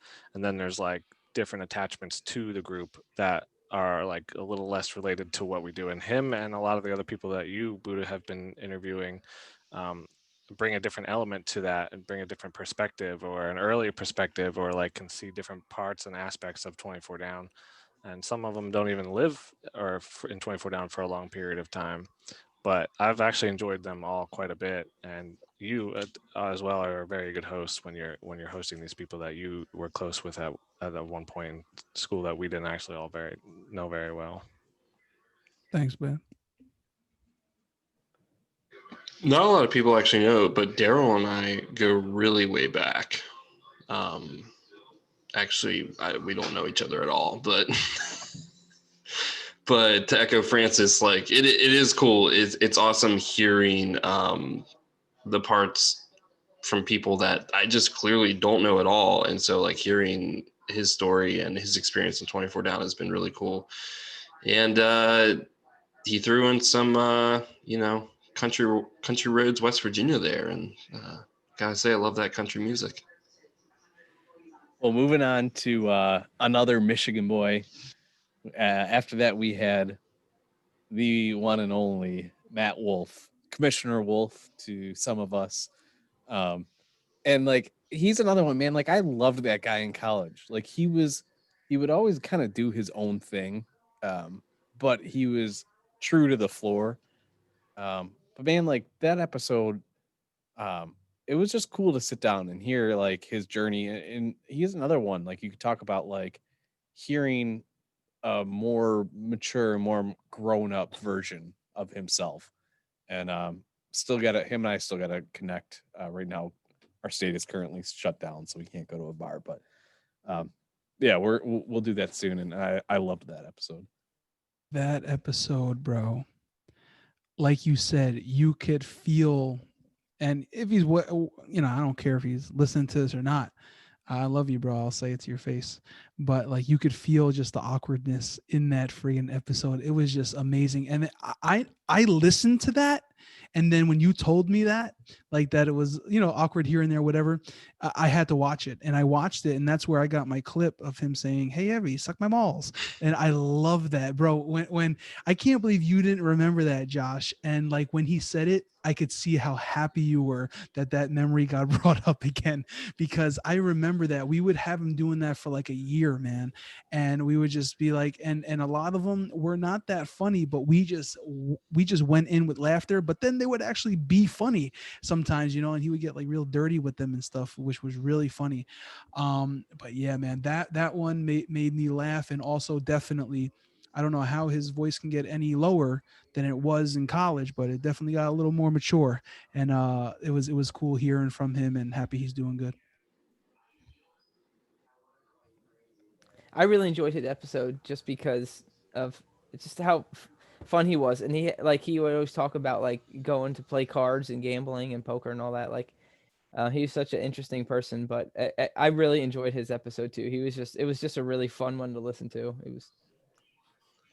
You kind of mentioned like how awkward Wolf was, like, but like it's funny because like totally confident in who he was, like not awkward in the sense of like, oh, I don't know who I am and like how to have this conversation, like what do I say here? Like he knew who he was when he came into Valley Forge, and the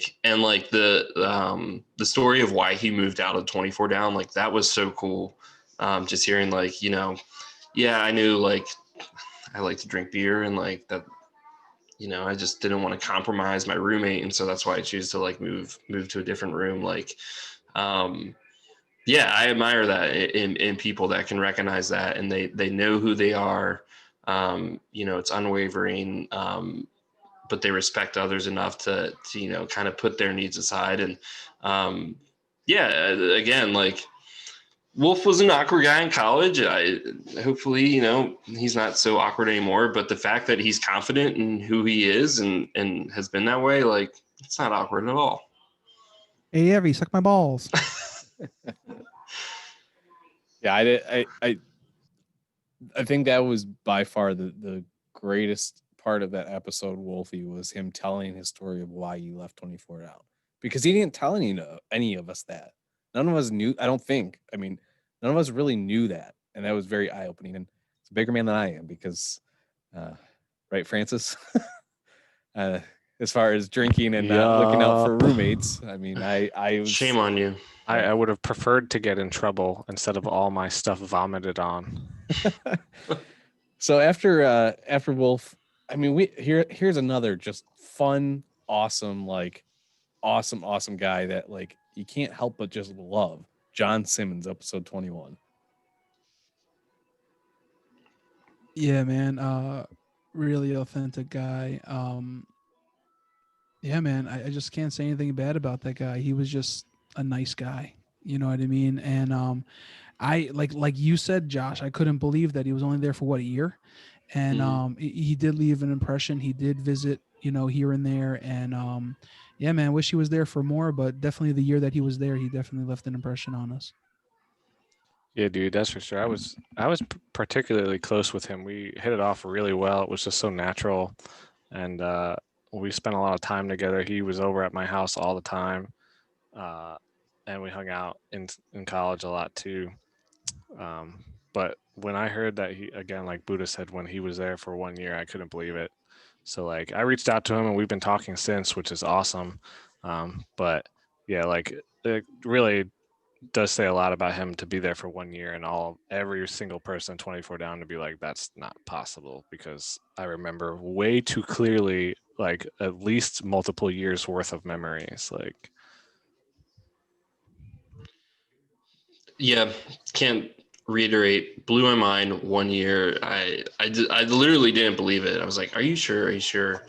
I also really enjoyed, I think, the depth that we got into talking about the icy hot challenge, because Simmons was like I think the second one, maybe it was talked about, but like that kind of like, I think when he came in was like the first instance of like, well, we might do this not as like a hazing thing, but like hey, like, guess what, guys? It's a new semester, so let's invite our brothers to do this really stupid thing with us, and we're all gonna do it too. And just hearing his take as like that person coming in like to that situation, that was pretty funny listening to. Yeah, I always remember sitting out on the stoop with him. We had some good talks. And man, I someone sent that video in our group chat of him doing that dance. Oh my gosh, I was laughing so hard. I totally forgot about that. He would always do those dances in the hallway, and that cracked me up. But yeah, he's such a good dude. And then to hear where he is in ministry, and how he matured and all that was awesome. But yeah, I mean, I know you've all said it, but the same for me. I'm like, Simmons is an integral part of 24 Down. And that was so weird to hear he was only there for a year, because I was there for 2.5 years, and it felt like he was there the whole time. So he's a really important part of who we are. Yeah, it's funny you bring up that dance thing, because like I was shocked when he was like, I don't even remember doing that. I'm like, what do you mean? Like, you did it all? That was your signature dance. So that's awesome. So after that, we had our first multi-guest episode when we had the Wilsons on, Raquel and Mike, and man, it was a fun episode. Like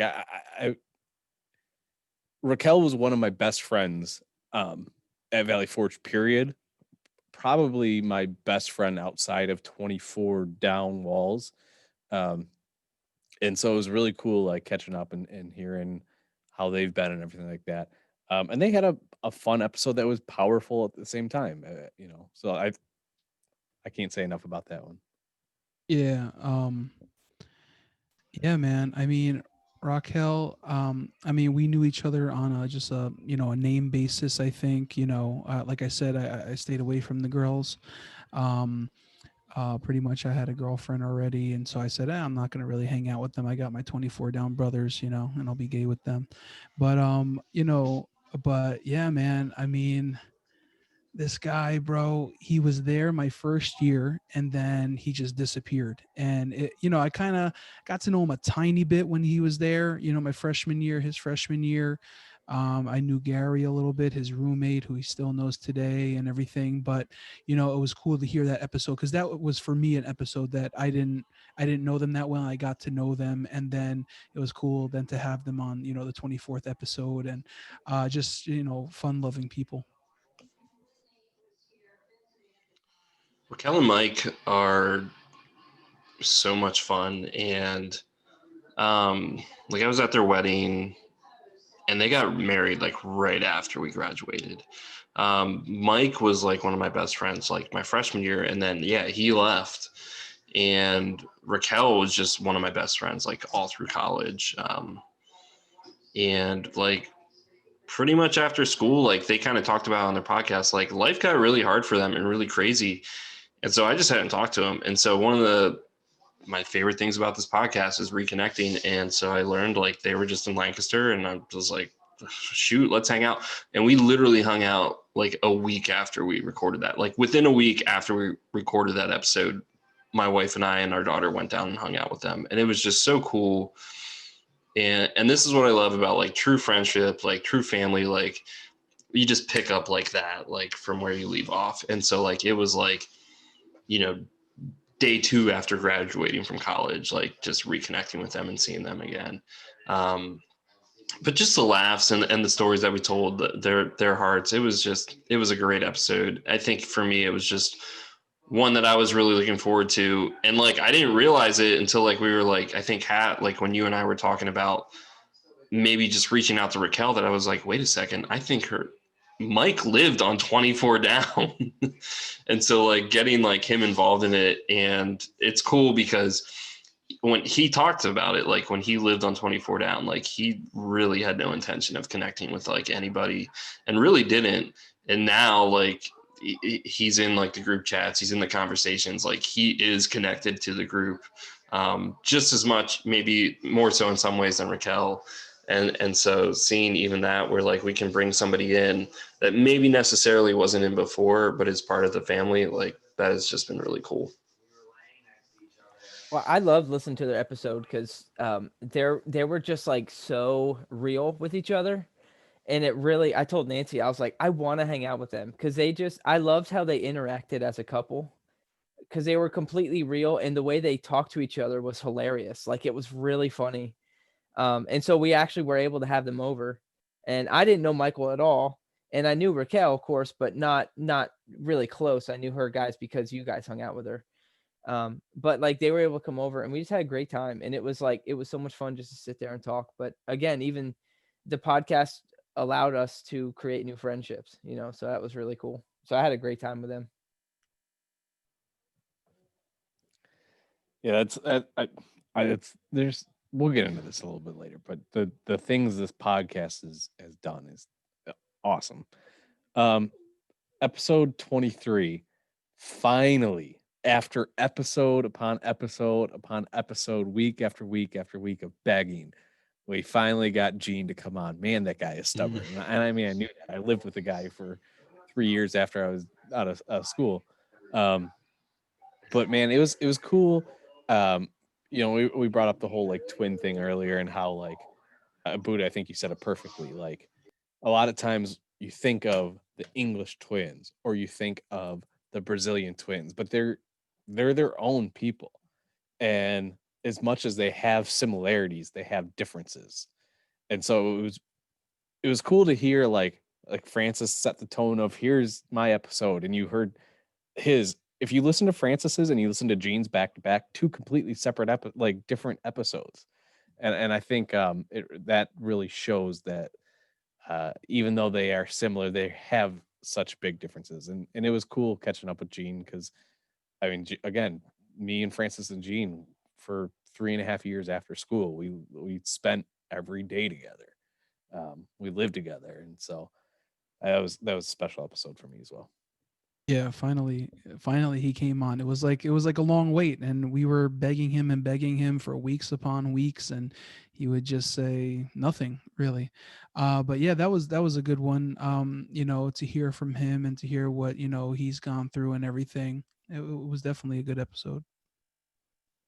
It was really brave, and I feel like maybe the whole like computer story, like that's something like I don't know. I think a lot of people would not want to talk about that, and I just applaud Gene for being willing to talk about that, and you too, Hat. Like, I mean, that's not something probably that you guys are proud of and like would want to talk about, right? Like, and so to be like, again, like we are very authentic and real with each other, and so to say like, hey, this is like me at my best, here's a situation where it's me at my worst, to come on and talk about that, I really admire that. And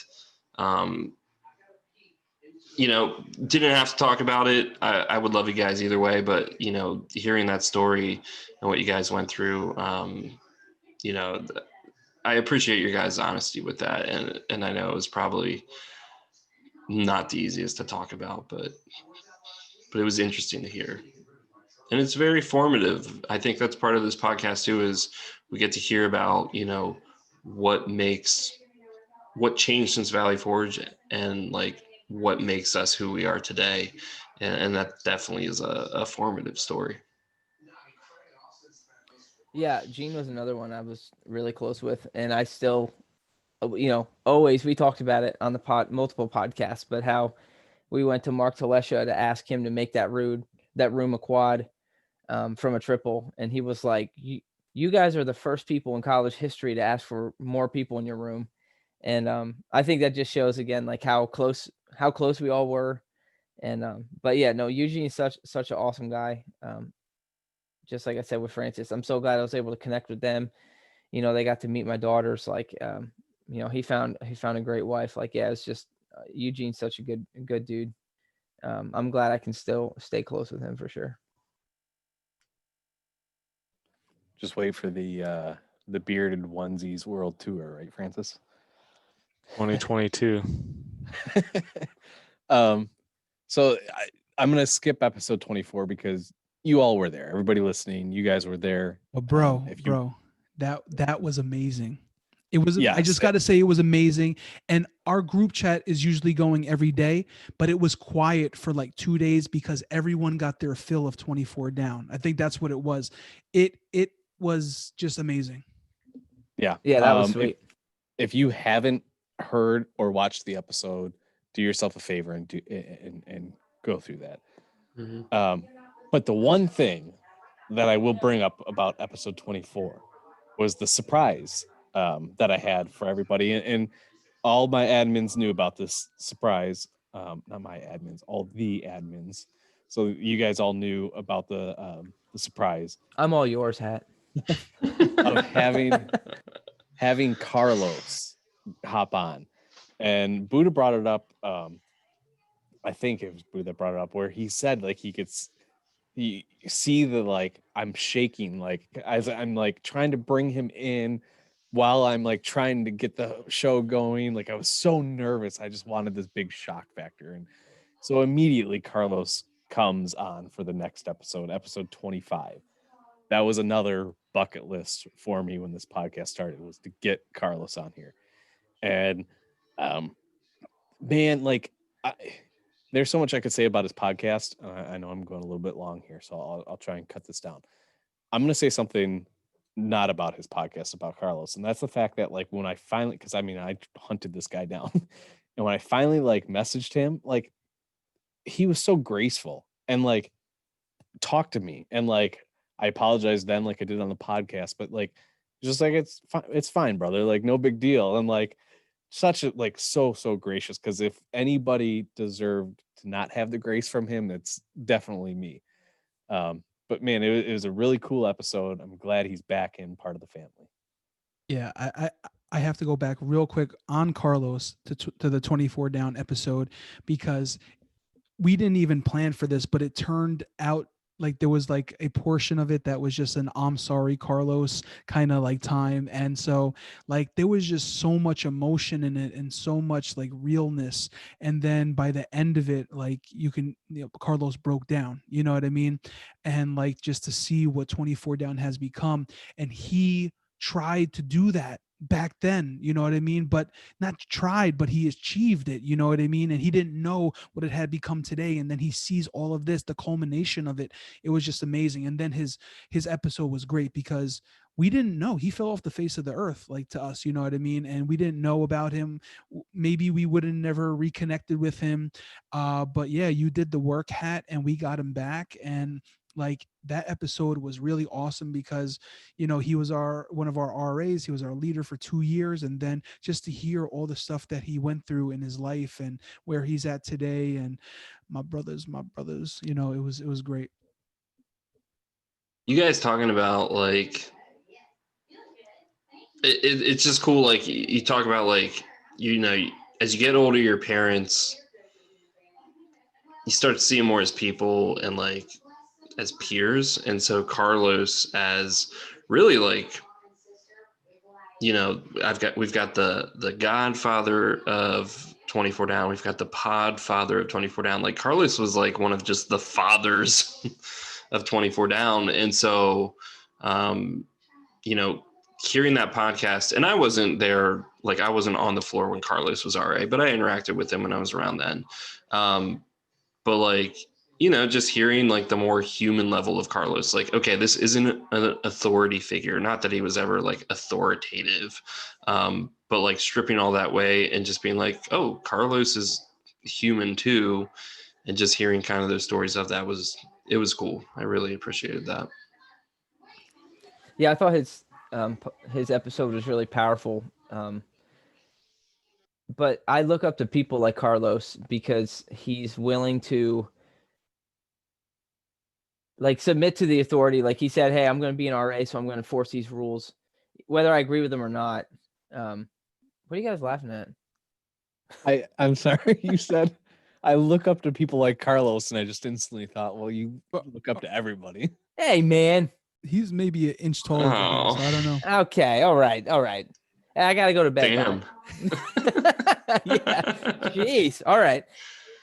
No, because he was willing to stick to the rules and said, this is what I said that I would enforce, and so I'm going to enforce it. So I really do look up to people like that, because one of the ways that I did it was, as you guys know, if it was a stupid rule, I didn't care. I didn't enforce it. I don't really remember barely doing room inspections. Like, I don't barely remember meeting with the RD. Like, I don't really remember doing much for being an RA. But I just tried to like, and so again, to me, like, I look up to Carlos because he was willing to do that, to say, this is what I said I was going to do, and I'm going to do that. So I really respected him as an RA of how he was able to do that. But yeah, no, that was just a super powerful episode to hear him at the end, to see kind of how he really wanted to take those steps to let us become a family, a brotherhood, and all that. So that was just really cool to be able to hear him talk. Yeah, I just remember, like Andrew would be like, "Come on, guys, come on, guys." He'll just be saying, "Come on, guys," all the time because we'll be doing stupid stuff and really loud. Come on, guys. But yeah, Carlos, man, just another thing. Like he he told us the story about him coming into college, right? And that he was just such a different person, and then he made himself into such a different person. But he was like the maturest guy on our floor. However, he still cared about us. He really was the father of 24 Down. Because we had some, idiots down in the, 24 apartment that, maybe they were mature, but they were idiots. They were jerks, but he wasn't a jerk. He really took care of us. He checked up on the plumbing, up on, 24 up and everything for us. So he really did take care of us. Well, yeah, it was just a very, very good episode. So then we had episode 26 with John Perez, and this is another guy that I didn't really know, but man, that guy's got a powerful, powerful story. And Buddha, like props to you for bringing him on. Like, it was really cool to hear his story. Yeah, man. I almost forgot about his whole story, and I knew about it back in college. Like, I knew about it because I think I helped get him the job at Wendy's when I was there, and that's when he told me, "Hey, man, do they ask for, social security number? Do they ask for birth certificate? Do they?" I'm like, "What do you mean? Yeah, they ask for that stuff." Like, and but somehow, some way, the boss kind of worked around it to get him that job, and so we worked there. But so that's where I first heard about all that. He told me everything. I was like, whoa. And he wouldn't tell everyone that, obviously. And yeah, for all the things that he's been through, like, oh my gosh, man. Now he's, doing what he's doing. Bro, like, my gosh, if anyone has grown up, man, yeah, he has grown up, and he has, like I said, he's like living the dream. Yeah, I remember John from school. It's funny, like, hearing about, and I know it's come up in several podcasts, like the 4 down and 24 down, like, kind of thing, because I lived on 4 down too, and there was a community there, but I think it was more like associated with like a couple people, like Miles, um, and like he moved out, he moved to 24 up, and like so people moved up there, and like it was different. It tried to be like 24 down, but it just wasn't. Like, there's just nothing at Valley Forge that can compare to like what we had. But I had no idea about John's like story as like a dreamer and stuff like that. And so um I never really heard like a firsthand story from somebody that had gone through that. And so hearing that, was something completely new to me. And just kind of hearing the challenges that he's had in life with that, it really opened my eyes, to just kind of what some people go through, that you just don't know. And it's a shame that he felt like he had to protect that and like couldn't really talk about it at school. Like, it's not something that should be in the shadows and a secret. And it seemed like it kind of was for him. And so I wish it wasn't that way. But hearing him being able to talk about that now on the podcast, I think shows some of the progress that we've made. I think there's a lot of progress that this country still has to make. But yeah, that was cool. And thank you, Buddha, for getting him on and getting him connected. Welcome, Trump 2020. That's over, but okay.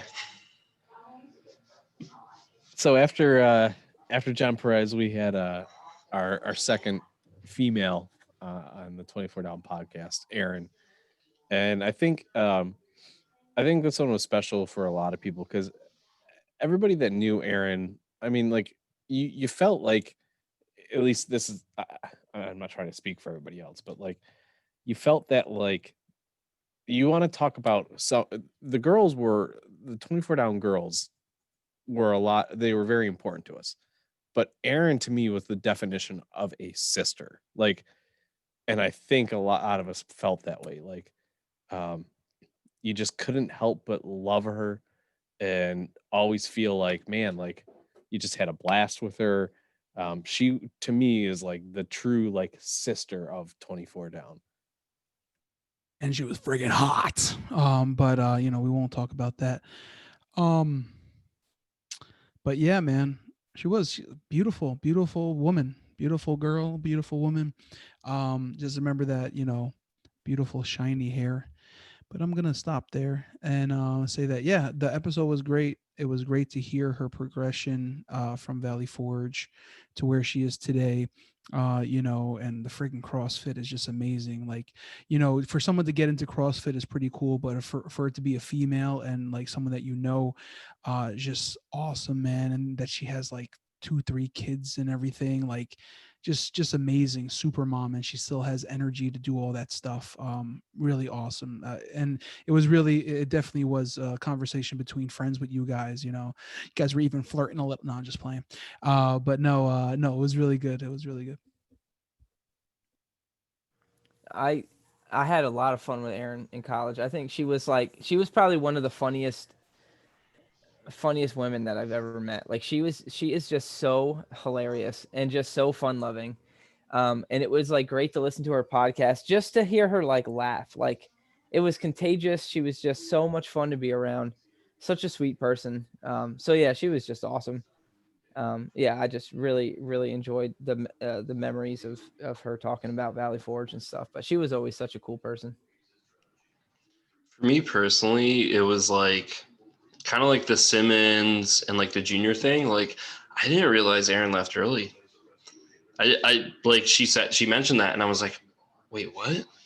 It really caught me off guard. I was like, no, she was there longer than that. But she wasn't. But she just had like, she has such that personality, still has it. Um, she just leaves that effect on you. And I just appreciate her like unabashed like honesty. I forget how it like the whatever she said at the end. She's like, and if I'm sorry if I forgot to like mention you. If I did, I forgot about you completely. Like something like that. Like she's just honest and she doesn't feel bad about that. And I just absolutely love that. So after that, we had the Josh Lee episode, and man, like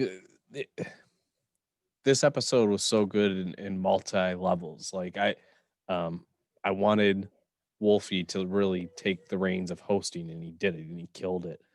But then just it's Josh Lee. Like, I mean, he commands attention when he talks. Like he just does, and it was really cool on a personal level that a week, 2 weeks after that, I get to go then hang out with him in person and him and his brother and stuff like that. So really fun episode.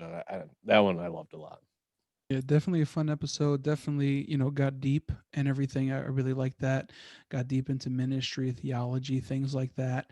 And I remember him, man, back in, when he first moved in on 24 Down. I remember he would just come out of his room and we would either be sitting there or walking down the hall. He'll stop you and be like, hey, man, I just read this verse right here. And this is what it means. God really loves us so much. Do you understand that? Like he would just like get into the word of God and really just like be like just share his revelations. And that's also what the, episode was also about, still like that. And, just, it was really awesome listening to.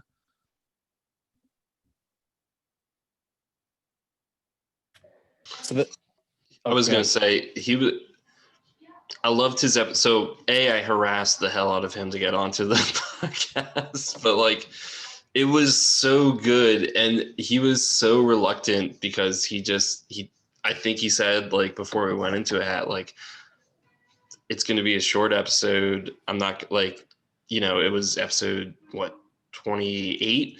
Yep. Like I'm not going to have any new stories. Like, and it's just like, we went for like 2 hours, 45 minutes. And his memories, like the stuff like that, but just like the honesty that he brought and like the like refreshing, like, we pushed him a little bit. We kind of said like, well, tell us about this. And like, it just opened up like real conversation. And I do believe like he was very poignantly like the RA of that floor at that time because he was really needed there. And I think he did a wonderful job as that. And so was so excited to get him on the podcast. And I'm so glad, Hat, because you live in Michigan, that you don't really get to experience this very much, that you actually get to hang out with somebody from 24 Down, like post podcast. Yeah, it was really cool. Not only to hang out with one Lee, but to hang out with two Lees. That was pretty fun. So then after that, we got episode 29 with Franco, and there's another guy. Like I remember him, but I didn't really know him. I didn't have a really like relationship with him, but I do remember him as far as just being there as a student. And I thought it was really, really great episode. Buddha, again, you did a great job here bringing somebody that has a different connection to 24 Down than most of us would normally recognize, but it still is just as important. And I think what's really cool is like, I'll just tell everybody, like, as I'm listening to his episode, I had to message him. I've never talked to the guy really. And like, since then, like, now him and I have been like messaging back and forth. So it's like, there's another new friendship that was made, That's awesome to hear. Yeah, man. That episode was very special. And that was our last episode I think that we recorded, other than this one right now. Who knows when this will come out? We'll talk about that. But yeah, that one was very special for me because he wasn't getting on to promote his book. Definitely. I mean, I don't know how much, promotion from the 24 Down podcast would be, but he definitely did want to talk about it. He did want to bring it up at the end, I know, and it kind of fit in perfectly with just the story of 24 Down and, what we've been through as a floor, what some of us has been through in student life, what he's been through in student life. He didn't even name some of the stuff that he's been through. Now, I don't know if that was a wise decision that he wanted to make, or maybe, part two, we could get into that with him. But yeah, he did not have a great time at Valley Forge, and that almost sent him running from ministry, sent him running from God. He said that, his darkest times were kind of like at Valley Forge, and so I thought that his message really resonated with 24 Down about grace, in that Valley Forge didn't have a lot of grace on us, that it was really all about judgment, and that it was all about the law and throwing the book at us and everything. But like, to see where he is today, and then him telling, stories about cursing people out right in front of Don Meyer, I'm like, yo, Josh Hatmaker loves this guy probably when he listens to this. And now to see that he's the connections pastor, he was the loner, now he's the connections pastor, and he's the guy inviting me out, not even knowing that we're inviting each other out to go see each other and visit each other. He invites me out to go meet with him, and I was like, wow, this guy really has changed. And it was a very special episode. Yeah, so going back to the listening to stories of people that we don't personally know very well, but I liked his episode because it got real deep at some points, and then it got real soft and stuff. But I related. He played soccer, he said, and I did as well. But I don't remember everybody on the soccer team. I barely remember today, but um, I vaguely remember him, but I did relate to a lot what he said about the soccer team and why he didn't continue to play and stuff, because I I'm assuming we had the same coach and the same coaches, because we were probably in the school around the same time. But I related a lot to what he said, because I didn't realize that I felt the same way he did about a lot of the stuff that was going on with the soccer team, as opposed to the basketball team, as opposed to other sports that were priorities and stuff. But it was good to hear from him and hear his perspective, and really start to understand and realize the same things that he was already going through. And I meant to message him, but I forget everything nowadays, so I might still do that. But and talk to him about the soccer team and stuff, and how his episode was pretty cool. But I enjoyed it again, like listening to people who are still like related to the 24 Down family, but not like that weren't exactly in the middle of it. So, just pulling back the curtain a little bit. This particular podcast that you're listening to right now is recorded after episode 29. By the time you hear it, there will be some other episodes. We can't give you guys any kind of review on that because we haven't heard them yet. So I apologize to those guests that we don't have any kind of review for that. But that is why we're recording this a little bit beforehand. So that whole segment, that was huge. It was long. I think it was probably more than any of us anticipated, and that's fine. That's perfectly fine. That was the Ghost of 24 Down Christmas Past. Now we're going to get into the Ghost of 24 Down Christmas Present and Future also. These will be a lot quicker, I think, overall. So if you guys want to say anything about the 24 Down Ghost of Christmas Present, I will let you guys do that. But I wanted to say a few things first. And number one, I think I want to again thank some people, and that is Yugi for I mentioned it before, like really the lighting a fire under my ass to actually get this thing going. Matthias has been a huge help. He's done some graphic design for us. He's helped me out on a personal level with the podcast, introducing me to a few different things that I could do, because Matthias, he's got his own podcast. If you guys want to check it out, it's what is it? Christian Memes for Jesus. I don't even remember the name. Memes for Jesus. Memes for Jesus. I'm sorry, Matthias. But check his podcast out too.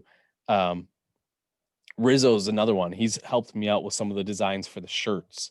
I want to thank every single guest that's been on, because like every single guest brings something different to the table. And I can't say it enough. Like people sit there and they're like, well, I don't know what I'm going to bring.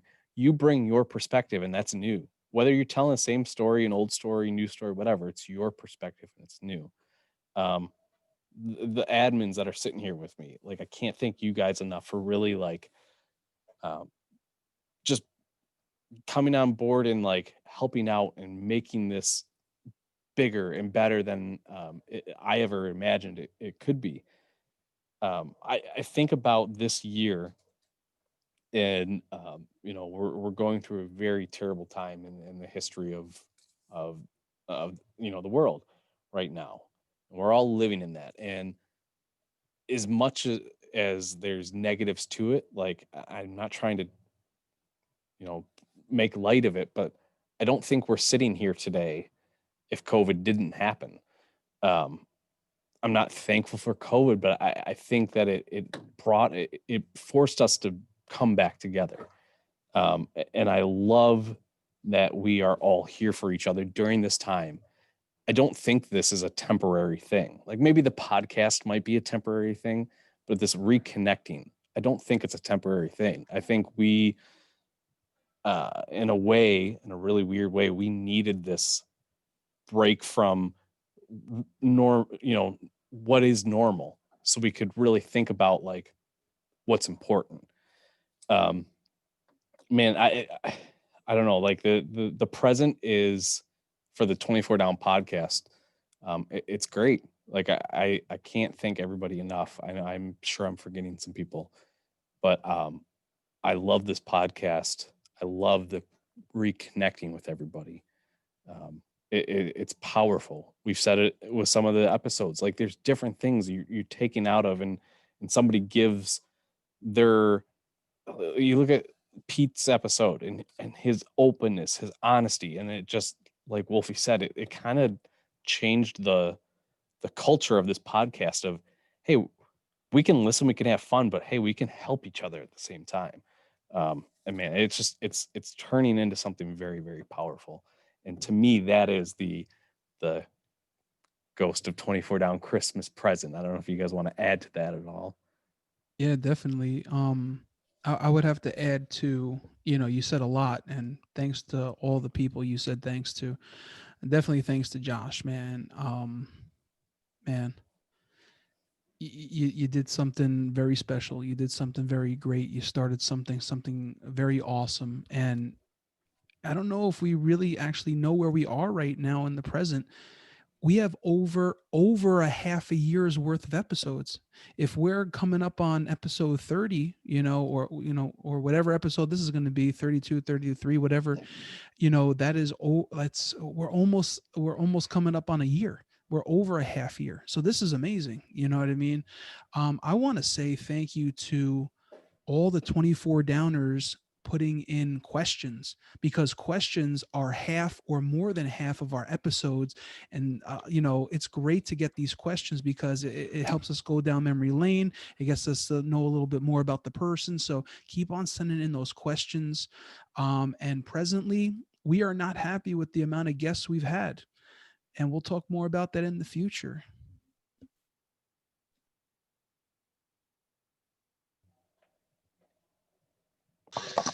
Yeah, I think I've said it a lot. Actually, recently, November's Thanksgiving, and it's time to be thankful. And obviously, like you said, like we're not thankful for COVID, because honestly, it sucks, and it's really turned this 2020 into quite a bitch of a year. But what's come out of it, though, you take lemons, you make lemonade, but just I think it's made everybody really reevaluate the relationships in their life and look at, what's the time, like what's the relationships that you want to feed into, like, and give energy to. And this podcast has spawned so much of that. Like, it's just, it's not new relationships. It's old relationships that we've had for 10, some of us 15 years, that maybe we haven't really put a lot of effort into. And now we are. And I'm just so thankful for that. And so I'm thankful for anybody that's sent a message after listening to a podcast, or sent a message to somebody after they've done a podcast and saying, hey, I brought up this story, like, and just the reconnections that we've made. Yeah, I mean, the rest we can get into when we talk a little bit about, the podcast future and ghosts and stuff, but just the community that we have right now in the present, it's not that different than when we were in school, and I think that's amazing. Yeah, I love that this podcast has it brought 24 down into like where I talk about it all the time, and that now my kids know what 24 down is. And they like, we were downstairs, my Jade loves to come downstairs and roller skate, and she always wants me to put music on, and it's mostly always Frozen 2, so I've listened to that probably about a million hours. But the one day she asked me, she's like, hey, can you put on my podcast? And she called it her podcast, and so I put it on, and I fast forwarded to the end to where they were talking to Hat, and it was like she was so excited to like listen to herself on a podcast. But like, and then another time she was singing, and randomly she was just like singing about Jesus and different stuff, and she said, oh yeah, and I love 24 down. Like, so 24 down has become like a part of my kids, of how they talk and how they think, and they know that 24 down is family and friends. Like, so it's really cool to me to think that 24 down is like legitimately being passed on to my kids, to a next generation, of knowing how important 24 down was to me in my life. And you know uh I mean, she's at college, I met all you guys, and I met my wife. I mean, so college to me was one of the best memories I'll ever have, and I cherish that, and I'm so excited to where we are going to go to in the future. So Yeah, for me, the present is where we are now, is where none of us thought we'd even be. 30 plus episodes deep, and we all feel like the potential for this is huge, and we've barely scratched the surface. Um, but more importantly, the fact that it's brought dozens and dozens of people together who haven't talked in like a decade almost. Um, and that says a lot about who we are as a group and individuals, that we can appreciate each individual's podcast, each other's, but still be like one big group, and just completely intertwined, and one big family. And so that's what it is to me for the present.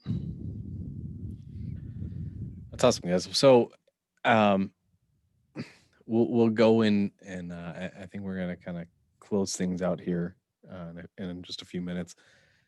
We're gonna talk about the ghost of 24 Down podcast Christmas future, and I asked you guys prior to the podcast to come up with just some ideas or some thoughts on the future of what this might hold. And so I'm going to give each one of you a chance to go into that and say what you think, and I'll share some things afterwards. So whoever wants to start, feel free.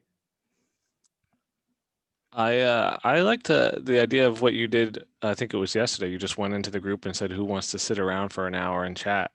Like doing some random off the cuff, like unstructured stuff, and just see if we can get some people in here just once a week. Maybe a different group of people. It can be more than one. It doesn't have to be a formal sit down like or normal style. I'd love to see more people in here, just like just talking about whatever, just like we were sitting in the hallway in 24 down and just talking, because that's where some of our most entertaining stuff came from, was sitting there just talking, not even doing anything, no phones, no nothing, just 12 o'clock at night, just hanging out.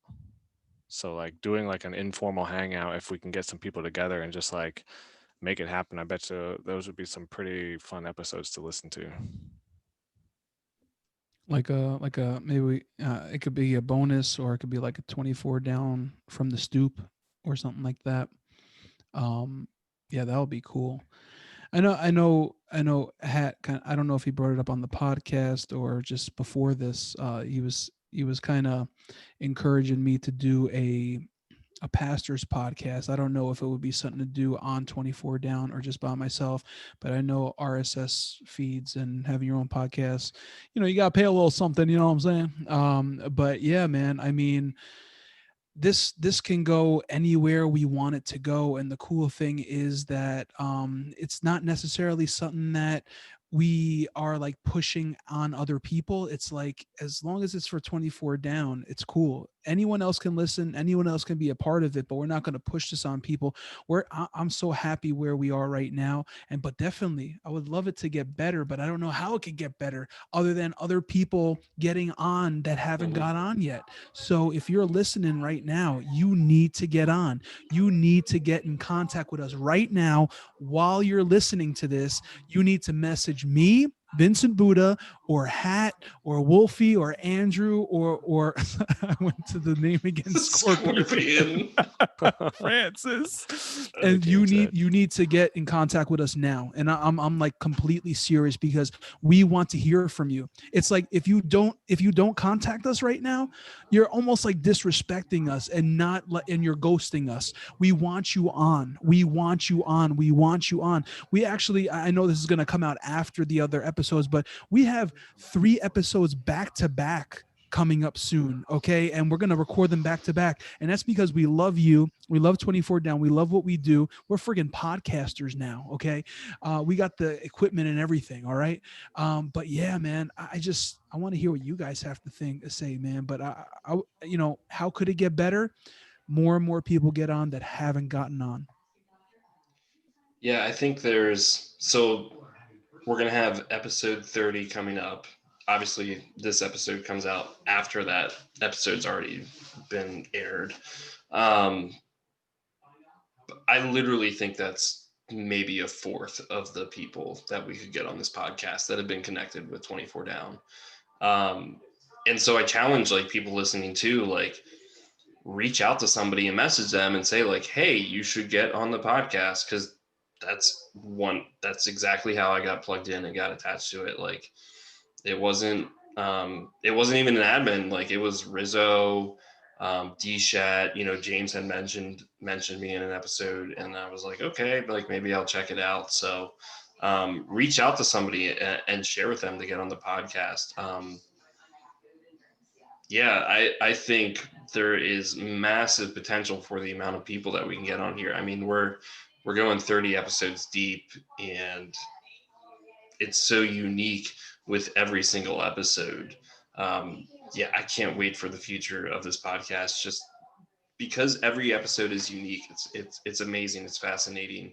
And the other piece for me is, we talked about the reunion, and I would not have been at the reunion if it was in 2020.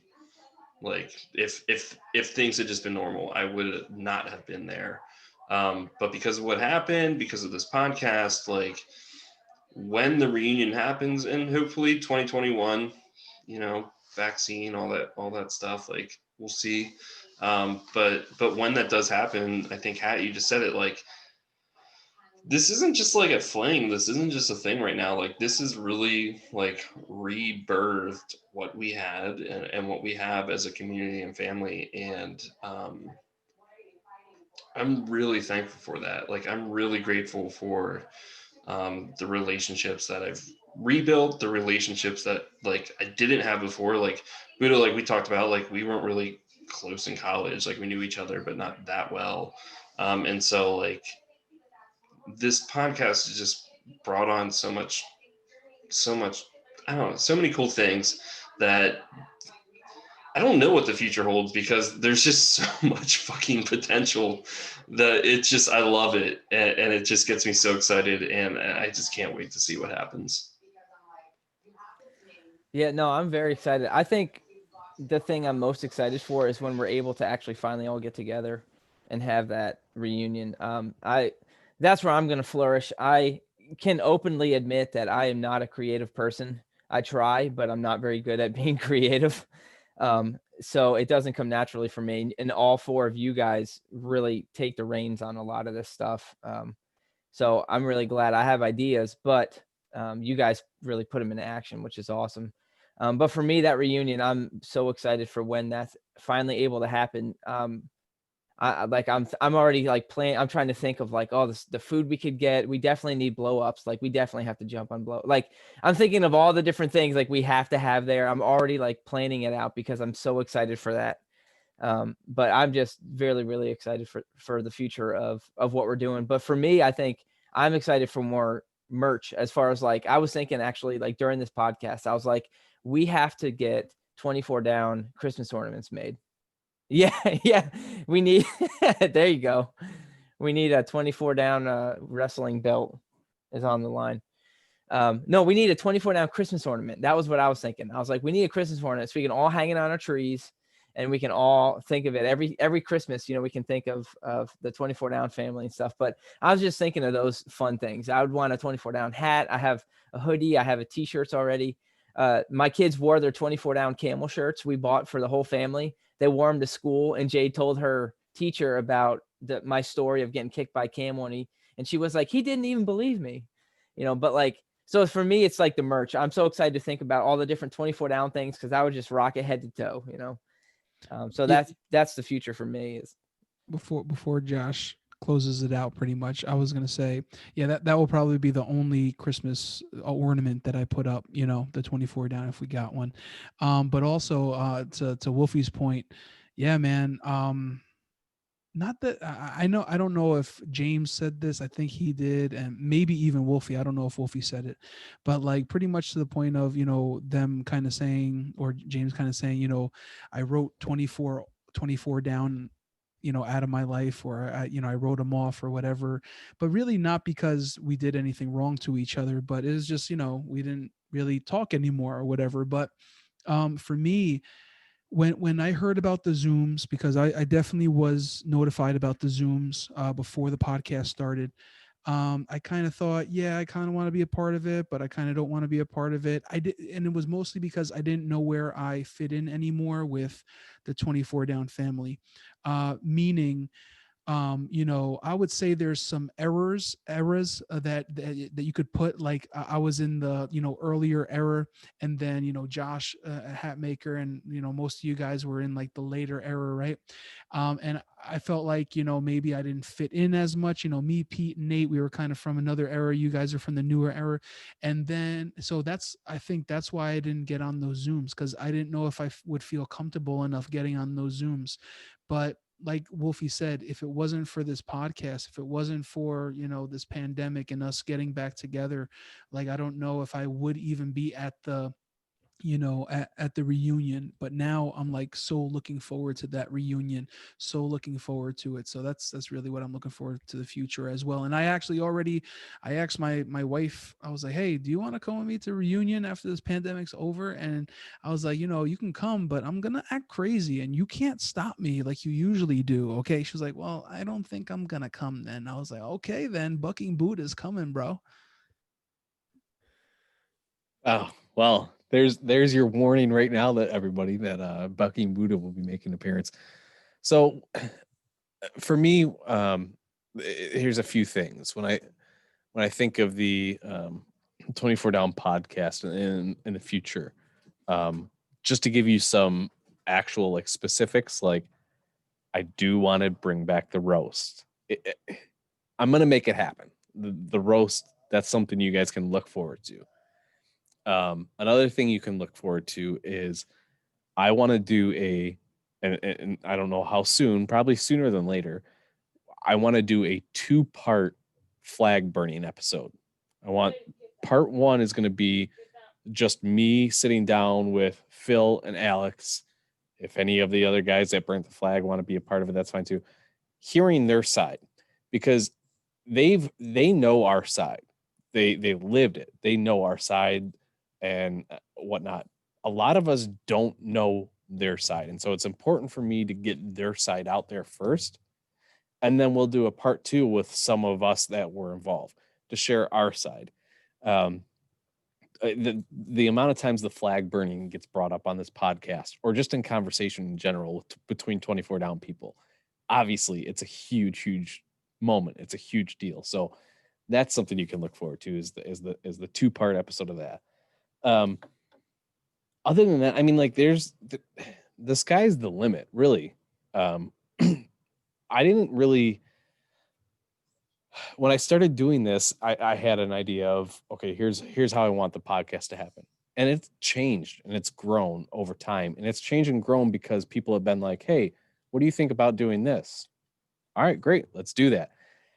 The biggest thing I could say right now, and I've said it a few times, but like really, like if you don't hear anything else this podcast, I really, really want you guys to hear this. This is not the Josh Hatmaker podcast about 24 down. This is the 24 down podcast. If you have an idea, if you want to be more involved, if you want to create a t-shirt design, if you want to come up with something else, like I'm all about it. Like just shoot me a message, shoot one of the admins a message. Like this is our podcast. This is not my podcast. This is not Buddha's podcast, not Francis, not Wolfie, not Andrew's. This is our podcast. This is our family. So everybody can be as involved as they want or as not involved and just enjoy it from a distance. That's fine too. For the future, I want this to continue, however that is. I'm not going to be able to come up with the 5 of us sitting here. We're not going to come up with every idea. You guys give us some ideas. You guys feed off of us and we'll feed off of you. And this is like, that's my biggest thing is this is not mine. I don't own this. This is all of us. And it's really, really, really important for you guys to feel like you have just as equal amount of a part in this as anybody else. So I think the future is bright. Hey, so sorry, I know I'm kind of rambling on here, so I apologize. But like, you look at Buddha. Like Buddha started doing the hosting of some of the episodes by himself, and then Wolfie asked me, like, I don't remember if he asked me or if I told him. I was like, hey, like I want you to do it, and he did the Josh Lee, and he like ran with it. Andrew and Francis have done the back porch, like, and I love that. Like all of them are capable of doing that. If you're out there and you want to do something, like if you have an idea of a spin-off show, if you want to specifically interview somebody and you're able to do that, you've got the connection, do it. I'm cool with it. Like this is all of our podcast. So that's, to me, the future is as wide open as any of us want it to be.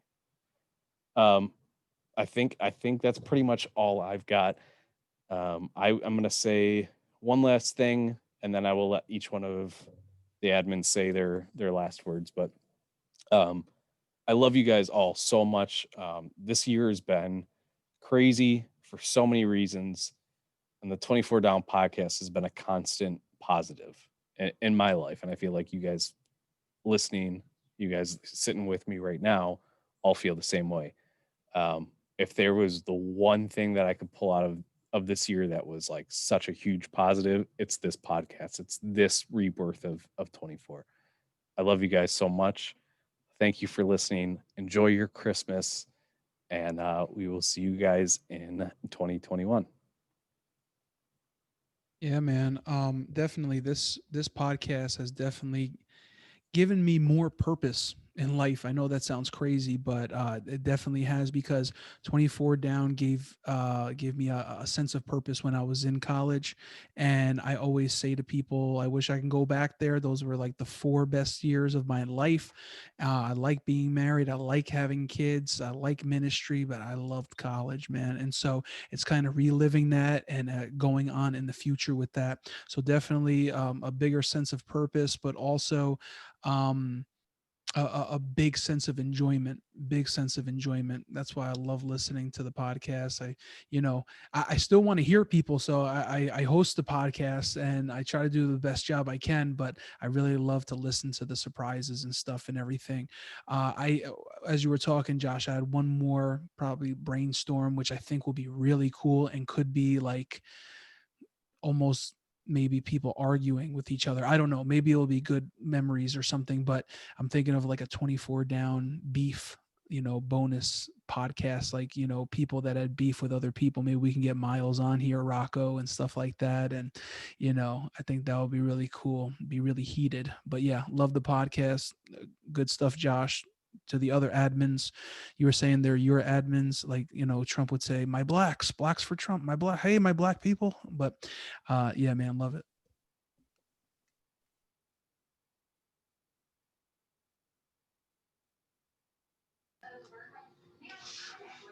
So I guess I'll go. But yeah, I'm super grateful for this podcast, and it has repeatedly said this. We do this for you guys listening, to help encourage you guys to get on or reach out or get involved or any aspect of the terms. But the last thing I want to say is more like of a quote kind of the day thing, relating to 24 Down, is we never realized we were making memories. We just thought we were having fun, and that's something we didn't really realize back then, and we do now. So it's something to look forward to when we do the reunion finally, and we will have it. And when we do have it, we'll start to realize that the fun that we're having is going to be memories again, and we get to relive those through this podcast. So love you guys. Merry Christmas. Yeah, that was such a good quote. Feel free to sing along with this if you want, but for all acquaintance be forgot, and all lang syne. I don't know. I love you guys so much. I mean, it's not old. It's not old times past. Like, it's still alive now, and that's what's amazing. That's what's special. So, I hope everybody that listened to this episode enjoys it. It's a little Christmas gift from us to you, but we love you guys so much. Everybody from our family. So, Merry Christmas, Happy New Year. No, I'm very grateful to be a part of this podcast. It's been awesome. I love when I'm at work and my phone is just going crazy in my pocket, and I can't wait to read it to catch up on all the funny stuff that is texting back and forth, or sometimes it's serious too. And I love that too. So no, I love what's going on. Thank you, Hat, for putting this together. I mean, this really was an awesome thing. I've really enjoyed it, and I look forward to being a part, for the future and what's to come. Merry Christmas, everybody. Hope you have a better year next year. I'm sure we all will. But someone did want to say something, Hat, as you had said that it's not your podcast, it's all of our podcasts. So someone wanted, hey, come here real quick. Just come over here real fast. It's not your podcast, it's my podcast. So I'm the host, you're not the host. Okay, bye. Seemed rude.